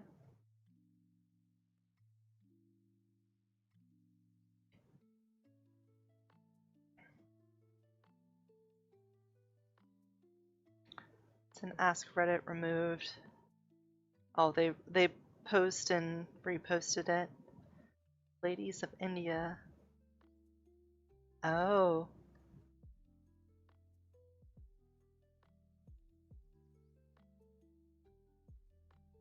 So this is someone who feels inadequate, probably. That sucks. Um, if you're worried, there are ultimately people that you aren't going to be compatible with due to the variety of beliefs, values, and experiences between living things. And that's okay. And that's okay. Sometimes you'll meet someone and have a strong connection, and it might die out. Whereas other times you'll meet someone and not click at all, but just a few months or years down the line, you can end up best friends or more. Trying to become unconditionally or the I think the better advice would be to become friends with lots of people so that if any one of them end up falling up, so any one of those relationships fall apart, that you still have plenty other connections to lean on.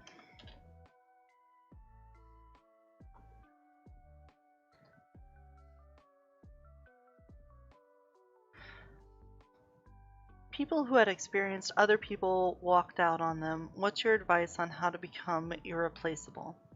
That's a complicated question. The idea of making yourself irreplaceable to someone else makes me think that, no matter the process, you're looking to have an unhealthy attachment to other people.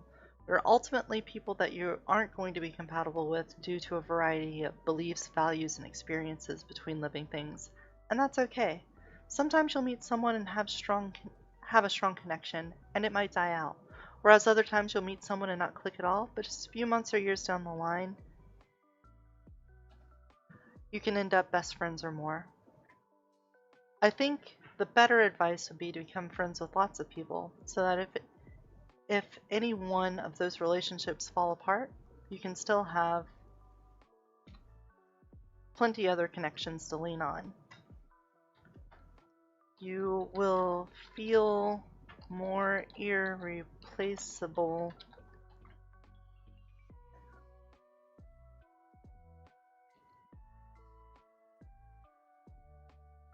even if that's not the answer to the question you're asking. Hopefully, it speaks to the underlying feelings that made it.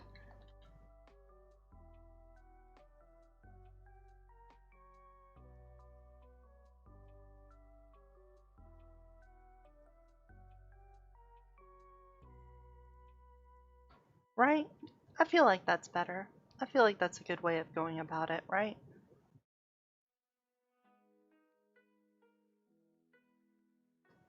And we'll say good luck.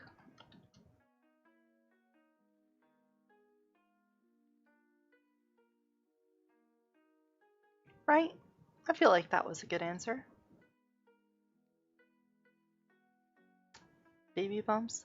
Ladder worry with cleaning gutters? clean those gathers. Advice for dating someone with hearing loss. Huh. I kind of want to look at that just to see what the answers are. Steve went to grab coffee and learned he's partially deaf in both ears.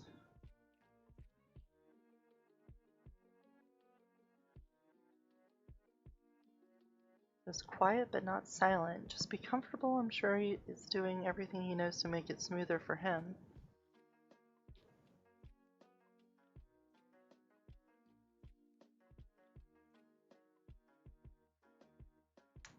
Yeah, I would imagine if you're trying to make things work with someone who's deaf or partially deaf, that sign language is a good first step. Oh, piercings. Ask car sales. Third time trying to post this. Really need expert advice. Perspective. Well, I'm not going to give them any advice on cars. Relationship advice, we can give those. 51 minutes ago. Oh my gosh, it's a fucking novel.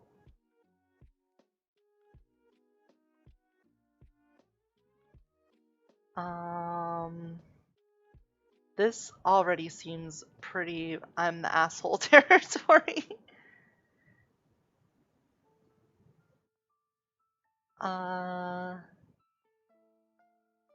Okay, so we're gonna dip out of that one. That's territory I don't want to go into quite yet. It's now past the 3-hour mark, so how about we go ahead and conclude this stream? And I'm going to start working on thinking how I'm going to incorporate this information into my next videos. I'm not sure if you saw it whenever I popped open my search tab here, but I started a character on Guild Wars 2 and started playing around with that. So I might do some of that, but I'll need to set some stakes with it and figure out what I'm going to do there. I'll probably keep that as my beta stream, but after I get all that figured out, I'll post a new stream and we'll see where we can go with that. I'll also try to be more active on these different various accounts. I don't think I always need to stream my Reddit and Twitter info, but we'll see what we can do there. Maybe should I post like this as a picture? I did like having this little Hades artwork from the first stream I did with my VTuber character on the Hades stream, but we'll just save this. Can I just like copy this and post it into the stream thing? Paste. Nope. Okay. Add a new source. Image.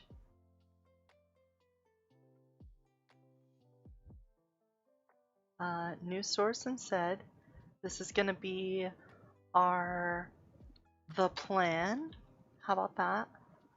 So I'm beginning to notice that the reason why my sources were all duplicating is because I have to hit a little thing that says I specifically need to get a new one. But this is not an image, so let's open Paint. There we go.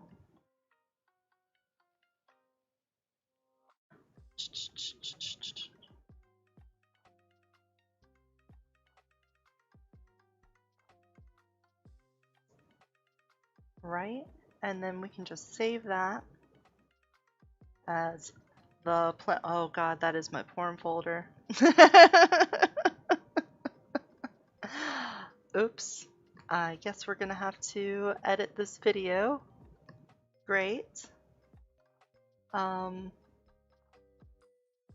Oh, no I won't because the screen wasn't on it.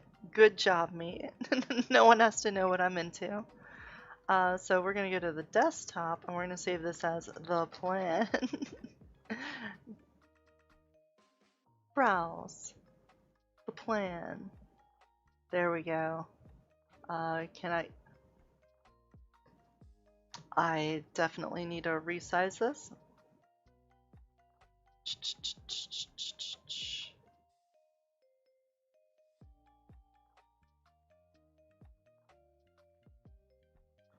Oh man, and it cut off the bottom too. Save that. There we go. That's our plan. We'll leave that up for now. And have a good night, everybody. Thanks for watching. If you're in the YouTube comments right now, leave me a comment. Tell me what you thought. If the music's too loud, if it's too quiet, if I'm too loud or too quiet. I don't even see the desktop audio playing right now. Oh, God. See, just like that, I ruined my own outro by thinking about it too much.